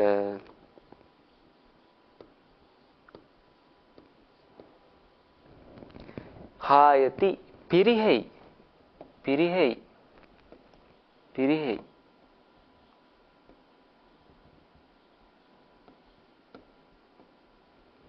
පිරිහෙයි. එහෙනම් කාලපක්කේ ඡන්தோ හායති අවපසට අවපස ඡන්தோ හඳ පිරිහෙයි. එහෙනම් ඒකෙම අනිත් පැත්ත කියනවා කාලපක්කේ ඡන්தோ හායති නම් සුක්කපක්කේ සම්පුන්නෝ භවති. එහෙනම් කාලපක්කේ කියන්නේ අවපස නම් සුක්කපක්කේ කියලා කියන්නේ එහෙනම් අවපස නෙමෙයි පිරෙන පැත්ත පුරපස. එහෙනම් සුක්කපක්කේ පුරපස පුරපස සුක්කපක්කේ පුරපස පුරපස සම්පුන්නෝ භවති. සම්පූර්ණෝ සම්පූර්ණ අපි කලින් කතා කරේ සම්පූර්ණෝ කියන්නේ සම්පූර්ණ භවති වෙයි සම්පූර්ණ වෙයි. හරි ඊට පස්සේ කියනවා තස්ස කලංකම්පි අත්ති. තස්ස කලංකම්පි අත්ති. එහෙනම් තස්ස එහි එහි තස්ස එහි කලංකම්පි අත්ති. කලංකම්පි අත්ති මෙතන අපිට කඩලා ගත්ත හැකි සංදි වීමක් වෙලා තියෙන නිසා අපි කියන වචනේ තියෙනවා. අපි කියන්නේ ද කියන වචනේ. ද එහෙනම් මොකද්ද කියන්නේ? කලංකම්පි කලංක කලංකම් කැලලක් කැලලක්. එහෙනම් එහි කැලලක්ද අත්ති ඇත. එහි කැලලක්ද ඇත. තස්ස කලංකම්පි අත්ති හඳේ කැලලක්ද අත්ති ඇත. හරි ඊට පස්සේ කියනවා තං කලංකං සසංකන්ති වදන්ති. තං කලංකං සසංකන්ති වදන්ති. තං කලංකං ඒ කැලල තං කලංකං ඒ කැලල ඒ කැලල සසංකන්ති වදන්ති. සසංකන්ති අපි දැන් අන්න සස ජාතකයේදී අන්තිමට කාරණාවක් ගැන කතා කරා. සඳට කියනවා තව විශේෂ වූ නමක් සසංක. ඒක කියන්න හේතුව තමයි සස අංකන්ති හාවාගේ සස හාවාගේ අංකණය වෙලා තියෙනවා කියලා කියන්නේ අපි. ඒ කියන්නේ ලකුණු වෙලා තියෙනවා අංකණය කරනවා කියලා කියන්නේ. එහෙනම් සසංකන්ති හාවාගේ ලකුණ හඳේ ඒ කැලලේ තියෙන වග අන්න පෙන්වලා දෙනවා. එහෙනම් සසංකන්ති තං කලංකං සසංකන්ති වදන්ති ඒ කැලල සස අංකන්ති සස සාලකුණ වදන්ති කියති වදන්ති කියති. එහෙනම් අපි කිව්වා ඒක වචන ආඛ්‍යාත සහ බහුවචන ආඛ්‍යාතවලදී නිකන් තියාවොත් ඒක වචන පැත්තට තමයි අදාළ වෙන්නේ. ප්‍රථම පුරුෂයේදී කතා කරනකොට ඒ ප්‍රථම පුරුෂ පැත්තේදී ති කියන විදියට තමයි ඔන්න ඒක වචනෙන් තියන්නේ. එතකොට බහුවචනේදී උන්ති කියලා. මේක වැඩිදුර ව්‍යාකරණයේදී කතා කරේ. දැන් නිකන් ඔලුවට දාගෙන තියාගන්න. එතකොට තං කලංකං සසංකන්ති වදන්ති. ඒ කැලල සසංකන්ති වදන්ති. සා ලකුණේයි වදන්ති. එහෙනම් එතන බහුවචනයක්. එන්තිනේ. එහෙනම් වදන්ති කියති කියති. එහෙනම් ඒ ලකුණ සා ලකුණ මෙතන අන්ති මෙතන සසංකන්ති කියන තැන ඉති කියලා වචනයකුත් හැංගිලා තියෙනවා. එතකොට ඒකෙන් අපි අදහස් කරනවා යයි කියන එක. යයි. එතකොට සසංකන්ති සා ලකුණ ඉති යයි වදන්ති කියති. හරි. එහෙනම් අපිට ඒ කොටසත් මනාකොට තේරුණා. බොහොම සරලයි. මම මේ සරල බව පෙන්වන්නමයි මේ පාඩම් මේ විදියට කීපයක් තෝරගත්තේ. ඒතර අපි ඊළඟ කොටසට යන්. තස්මා සසංකාති පී ඡන්දස්ස නාමං ඡන්தோ ඒකෝ දේවෝති පෝරාණිකා චින්තේසුං සම්පති විජ්ජාවාදිකා ඒකෝ ලෝකෝති වදන්ති මයම්පි තම් මතං සච්ඡන්ති මඤ්ඤාම. හරි. ඒකත් අපි ටක් ගාලා සාකච්ඡා කරගෙන යන්. තස්මා සසංකාතිපි ඡන්දස්ස නාමං. තස්මා කියන වචනේ මෙතන දීලා තියෙනවා. ඒ නිසා තස්මා ඒ නිසා සසංකාතිපි ඡන්දස්ස නාමං.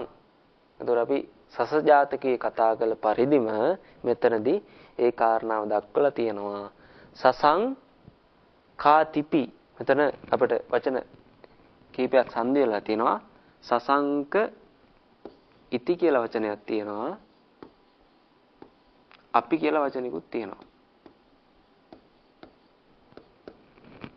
සසංක ඉති අපි. එතකොට මොකක්ද කියන්නේ? ඉති කියන එකෙන් අපි කිව්වා යයි කියලා කියනවා කියලා. අපි කියන එකෙන් ද කියලා කියනවා කියලා කිව්වා.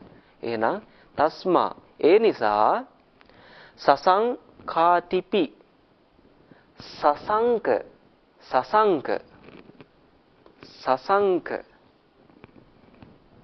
යයිද සසංක යයිද ඡන්දස්ස නාමං සඳට නමකි නාමං නමකි.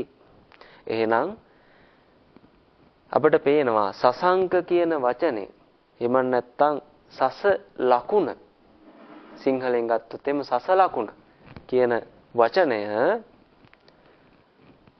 සඳට කියන සමාන පදයක්. තස්මා ඒ නිසා සසංක සා ලකුණ යයිද සා ලකුණ යයිද ඡන්දස්ස නාමං සඳට කියන නමකි. සඳට නමකි. හරි. ඒ කාරණාවත් ඔන්න අපිට තේරුණා. ඊට පස්සේ ඡන්தோ ඒකෝ දේවෝති පෝරාණිකා චින්තේසු. එතකොට මොකද්ද කියන්නේ?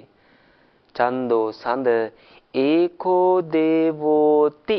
මෙතනත් මේ තී කියන එක මෙතනටත් ඇවිල්ලා තිනවා ඉති. එහෙනම් යයි. දේවෝ කියන වචනේ අපි දන්නවා. දෙවියා. එහෙනම් ඡන්தோ ඒකෝ දේවෝති පෝරාණිකා චින්තේසු. සඳ ඒකෝ දේවෝති එක් දෙවියෙක්.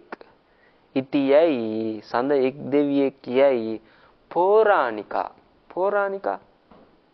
පෝරාණිකා කියලා කියනවා පැරණි. එහෙම නැත්නම් පැරැන්නන්. පෝරාණිකා පැරැන්නන්.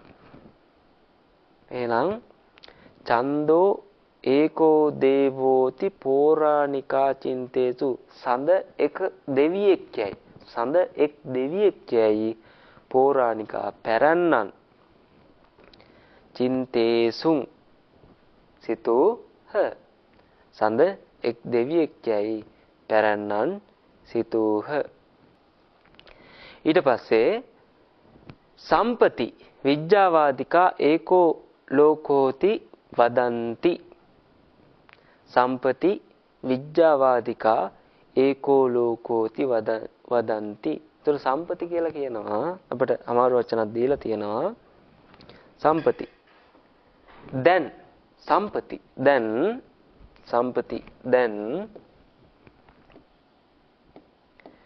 විජ්ජාවාදිකා එතකොට විද්‍යාව කියලා කියනවා අපි. එහෙනම් විජ්ජාවාදිකා විද්‍යාඥයන් ඒකෝ ලෝකෝති වදන්ති එක් ලෝකයක් ඉතියයි වදන්ති කිය ඊද තීද කිය ති මොකද අන්ති. එහෙනම් මෙතන බහුවචනයක් කියති. එහෙනම් සම්පති දැන් විද්‍යාවාදිකා විද්‍යාඥයෝ ඒකෝ ලෝකෝති එක් ලෝකයක් යයි වදන්ති කියති. මයම්පි තම්මතං සච්ඡන්ති මඤ්ඤාම. මෙතන මයම්පි මයං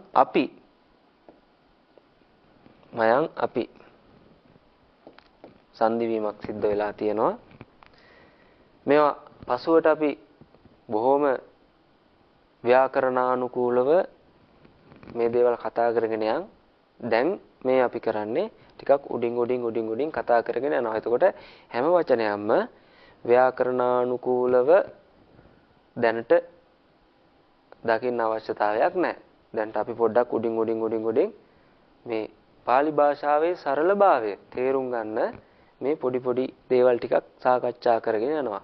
පස්සේ අපි ව්‍යාකරණ පාඩම් ටිකත් හොඳට ඉගෙන ගත්තාම ව්‍යාකරණ දාලා ඉවර වෙලා බොහොම ගැඹුරු ලෙස pāli භාෂාවේ අධ්‍යයනයක යෙදෙමු. දැන්ට වචනයක් දෙකක් ව්‍යාකරණානුකූලව නොතිබ්බාට දැනට ගැටලුවක් නැහැ. දැන්ට පුළුවන් මට්ටමෙන් උඩින් මේ ටික අල්ලගෙන යන්න. එතකොට ඒ විදිහට තමයි කියන්නේ මම යම් කිසි ව්‍යාකරණ කොටසක් යම් තැනකදී පෙන්නන්නම් ඒ Tamanට තේරෙන මට්ටමින් දැනට ඔළුවට දාගන්න. එතකොට මයම්පි තම්මතං සච්ඡන්ති මඤ්ඤාම. තම්මතං කියලා කියනවා ඒ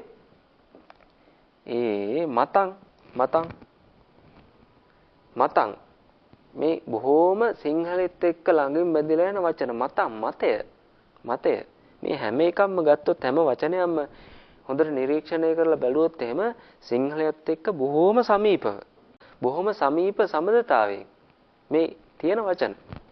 ඒතර සමහරවිට පාලියත් එක්ක එන ඒ විදියටම එන වචනක් තියෙනවා. පාලියත් එක්ක පොඩ්ඩක් වෙනස් වෙලා එන වචනක් තියෙනවා. කෙසේ වෙතත් අපිට බොහොම පහසුවෙන් තේරුම් ගන්න පුළුවන්, සරල ලෙස තේරුම් ගන්න පුළුවන් වචන තමයි තියෙන්නේ. එතකොට විශේෂයෙන් වර්තමානයේ අපි රචනාවක් ගත්තත් ඒ ආදී වශයෙන් නිර්මාණය වෙලා තියෙන පාලි සාහිත්‍ය බොහොම සරලයි.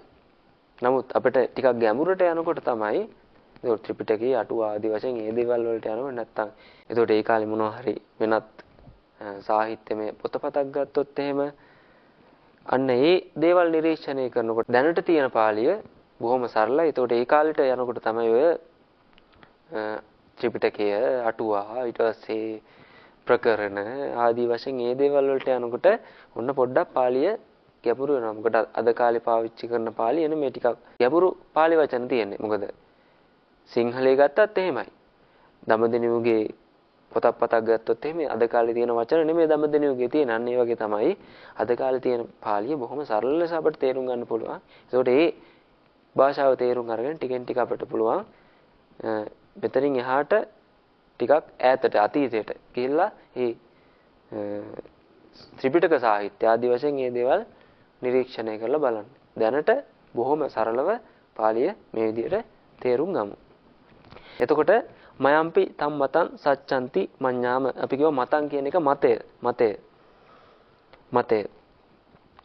එතකොට සච්ඡන්ති මඤ්ඤාම අපි ඒ මතය සච්ඡන්ති නාම සච්ච කියන වචනේත් අහලා තියෙනවා. සත්‍ය සත්‍ය ගවේෂණය කරනවා. සත්‍ය සත්‍ය. එතකොට සත්‍ය කියන වචනේ තමයි සත්‍ය කියන එකේ තේරුම වෙන්නේ. සත්‍යන්ති. එතකොට අපි ඒ මතය සත්‍යන්ති සත්‍ය ඉති කියන වචනේ මෙතනත් හැංගිලා තියෙනවා. සත්‍යන්ති ඉති සත්‍යං ඉති ඒත් යයි. අපි ඒ මතය සත්‍යයයි සත්‍යයයි මඤ්ඤාම මඤ්ඤාම කියලා කියනවා සිතමු මඤ්ඤාම. එතකොට මෙතන සිතමු කියන එක තමයි අදහස් වෙන්නේ. එතකොට ගොඩක් වෙලාවට මේ මඤ්ඤාම ඊට පස්සේ අපි කතා කරා භවති ඊට පස්සේ විජ්ජෝතති ඊට පස්සේ උදේති ඒ වගේ වචන කතා කරා. එතකොට අපිට ආඛ්‍යාතවල ඒ තන අනුව උත්තම පුරුෂ ඊට පස්සේ ප්‍රථම පුරුෂ තියෙනවා මධ්‍යම පුරුෂ තියෙනවා. ඒ තන අනුව අපිට ආඛ්‍යාතේ තියන්න ඕන විදි වෙනස් වෙනවා සිංහලයේ වගේම. එතකොට මෙතනදිත් දැන් අපි දන්නවා මු. එහෙනම් මෙතනදී ම කියන කොටසින් තමයි තියන්නේ. මෙතන මම වුණා නම් අහං කියන වචනය ආවනම් මෙතන මඤ්ඤාම නෙමේ මඤ්ඤාමි. ඒ විදිහට වෙනස් වෙන ස්වභාවයක් තියෙනවා ආඛ්‍යාතවල. ඒවා අපි පසුවට සාකච්ඡා කරමු. අපි පෙර කිව්වා වගේ බොහොම සරලව දැන් පාලිය තේරුම් අරගෙන කෙමෙන් ඉදිරියට. එතකොට පාලි සාහිත්‍යමය කොටස් ටික ගැඹුරින් විශ්ලේෂණය කරමු. එතකොට අපිට බොහොම සරලව මේ පාලි කොටස් බොහොම පහසුවෙන් තේරුම් ගන්න පුළුවන් වෙනවා. එතකොට අපි අද බොහොම සරල බොහොම පොඩි පාඩමක් තමයි සිද්ධ කරේ. ඡන්தோ කියන පාඩම. එතකොට ඡන්தோ කියන පාඩම ඇතුලේදී ඒ බොහොම සිංහලයත් එක්ක සමීප වෙච්ච වචන අපිට ගොඩක් හම්බුණා. එතකොට ඒ විදිහට අපි pāli භාෂාව ක්‍රමයෙන් ඉගෙනගෙන යන්. ඒ වගේම තමයි අද අපි කතා කරා pāli සාහිත්‍යයත් එක්ක සඳ සම්බන්ධ වන්නේ කෙසේද කියලා. ඒකත් අපේ ජීවිතේට ගොඩක් වැදගත් වෙනවා. අපි කතා කරා චන්දූපම සූත්‍රයේ. එතකොට භික්ෂුවක් වේවා, ගිහි මිනිස්සෙක් වේවා. එතකොට සඳ යම්කිසි ආකාරයේ ගුණවත් ස්වභාවයක් දක්වනවා. සඳේ යම්කිසි ගුණවත් ලක්ෂණයක් තියනවාද? අන්නේ ලක්ෂණය තමන්ගේ ජීවිතයත් එක්ක සමීප කරගන්නේ කෙසේද කියලා. ඔන්න ලොකු ආදර්ශයක් අපිට චන්දූපම සූත්‍රය හරහා ලැබලා දුන්නා. එතකොට මේ විදිහට ගොඩාක් කරුණු කාරණා මේ pāli සාහිත්‍ය සමග සඳ බැඳිලා තියෙන නිසා අපේ ජීවිතේ ගොඩක් ආලෝක කරගන්න, ගොඩක් ආදර්ශ ලබාගෙන අපේ ජීවිතය හදාගන්න ලොකු උදව්වක් වෙලා තියෙන වගේ අපිට මේ pāli සාහිත්‍ය තුලින් පෙවුණා. ඒ වගේම pāli සාහිත්‍යයෙන් නොඑක ආකාරයේ කතන්දර, සස ජාතකය, එතකොට රාහු සහයි චන්ද්‍ර දිව්‍ය පුත්‍රයාගේ කතාව, රාහු අසුරින්ද්‍රයා සහයි චන්ද්‍ර දිව්‍ය පුත්‍රයා අතර තියෙන කතාව. එතකොට මේ කතාව පාලියත් එක්ක සහයි pāli සාහිත්‍යයත් එක්ක බොහොම මනාල ලෙස බැඳිලා තියෙන කතාවක්. එතකොට ඒ ආදි වශයෙන් අපි ලොකු පරාසයක් ඉගෙන ගත්ත මේ සඳ සම්බන්ධව. සඳ කොහොමද පෘථුවියට බලපාන්නේ? එතකොට ඒක කෙමෙන් ආධ්‍යාත්මික පැත්තට කොහොමද නැඹුරු වෙන්නේ? එතකොට යෝග ශාස්ත්‍රවලදී ඒ කොහොමද සඳ ශරීරයට සම්බන්ධ වෙන්නේ? සඳ ශරීරයට සම්බන්ධ වෙලා කොහොමද ඒකෙන් යහපතක් තමන් සිද්ධ කරගන්නේ? විශේෂයෙන් ආශාවන් පස්සේ හමාගෙන යන්නේ නැතුව සඳෙන් වැඩදායි ප්‍රයෝජනයක් කොහොමද ගන්න? එතකොට තථාගතයන් වහන්සේ පුරහඳ පායලා තිබ්බ දවසක උන්වහන්සේගේ තමන්ගේ තිබ්බේ උපරිම ආධ්‍යාත්මික ශක්තිය දියුණු කරා. එහෙනම් ඒ වගේම තමයි සාමාන්‍ය මිනිස්සෙයින්ටත්. එතකොට යම් කිසි මට්ටමකින් අර සීලයක් වේවා ඒ ආදි වශයෙන් දෙයක් සමාදන් වෙලා අර ආශාවන් පස්සේ හමාගෙන යන ගතිය ගොඩක් අඩු කරගෙන තමන්ගේ ආධ්‍යාත්මික දියුණුවක් කරගන්න පුළුවන් අවස්ථාවක් උදා වෙනවා මේ සඳේ කලාවන්. එහෙම නැත්නම් පුරහඳ විශේෂයෙන් ඒ පුරහඳ පායලා තියෙන ඒ කාලයත් එක්ක. එතකොට ඒ ආදි වශයෙන් ගොඩාක් දේවල් අපි තේරුම් ගත්තා. එතකොට pāli සාහිත්‍ය එකයි මම කිව්ව pāli සාහිත්‍යයක් වේවා කුමන හෝ සාහිත්‍යයක් අධ්‍යයනය කරනකොට අපේ ජීවිතයට මහ විශාල ප්‍රමාණයෙන් දේවල් එකතු වෙන්න පටන් ගන්නවා. ගොඩක් දේවල් අපි ඒ සම්බන්ධව දැනගන්නවා. ඒ සම්බන්ධව ලොකු දැනුමක් එනවා. ඒතකොට සාහිත්‍ය තුලින් අපිට තව මිනිස්සෙක් බලන්න පුළුවන් ගතිය එනවා. ඒතකොට සාහිත්‍ය තුලින් අපිට මේ සබදාහම බලන්න පුළුවන් ගතියක් හිත තුළ නිර්මාණය වෙනවා.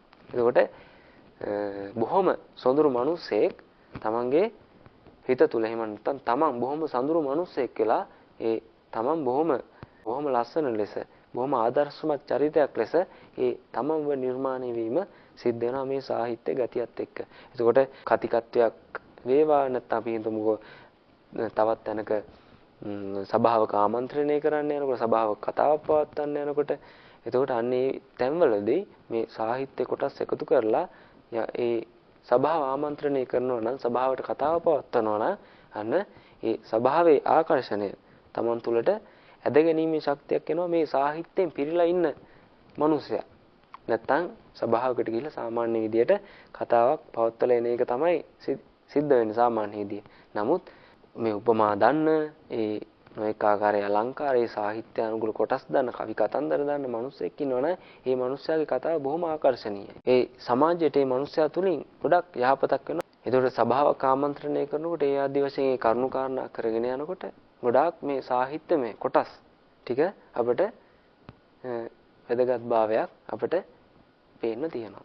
ඒතකොට ඒකයි සාහිත්‍යයේ තියෙන වටිනාකම. ඒතකොට පාලි සාහිත්‍ය තුලනුත් අපිට ටිකෙන් ටික ලම් වෙන්න පුළුවන් ඒ බුදු පියාණන් වහන්සේගේ කාලේ එහෙම නැත්නම් බුදු පියාණන් වහන්සේ කාලයෙන් පස්සේ මොනවද වෙච්ච සිදුවීම් ඒ කොහොමද තමන්ගේ ජීවිතයට දාගන්නේ ඒ දේවල් දාගෙන කොහොමද තමන්ගේ ජීවිතය හැඩගස්සවා ගන්නෙ ඒ තුලින් තමන් කොහොමද තව මිනිස්සුෙකුට යහපතක් කරන්නේ ඔය ආදි වශයෙන් මහ විශාල කොටසක් අපට නිරීක්ෂණය කරන්න අධ්‍යයනය කරන්න ලොකු පහසුවක් වෙනවා මේ සාහිත්‍යමය කොටස විශේෂයෙන් පාලි සාහිත්‍ය කොටස. එහෙනම් ඒ විදිහට අපි අදත් මේ සඳ අධ්‍යයනය කරලා ඡන්දෝ කියන පාඩම අධ්‍යයනය කරලා භාෂාව බොහොම සරලව ඉගෙන ගන්නවා වගේම අපේ ජීවිතේට සාහිත්‍යානුකූලව සඳ බලපාන්නේ කෙසේද සම්බන්ධ වන්නේ කෙසේද කියලා අපි බොහොම ලස්සන මාතෘකාවක් කතා කරා. එහෙනම් අපි ඒ කරුණු කාරණා එක්ක අපි අදට පන්තිය අවසන් කරනවා. විශේෂයෙන් ඒ කියපු කරුණු කාරණා තමන්ගේ ජීවිතයටත් දාගෙන ඡන්දෝපම සූත්‍රය ආදී වශයෙන් මේ දේවල් තුලින් තමන්ගේ ජීවිතයට යම්කිසි කොටසක් දාගෙන එතනින් තථාගතයන් වහන්සේ අවවාදයක් දෙනවා සඳ වගේ වෙන්න කියලා. එහෙනම් සියලු දෙනාම ඡන්දෝපම සූත්‍රයේ පරිදි සඳ වගේ වෙන්න කියලා ඉල්ලමින් යහපත් මිනිසෙක් වෙලා මේ තමන්ටත් ලෝකයාටත් යහපතක් කරගන්න කියන ඉල්ලීමත් එක්ක අපි අද මේ පාඩම මෙතනින් අවසන් කරනවා. සෑම දිනාටම තෙරුවන් සරණයි.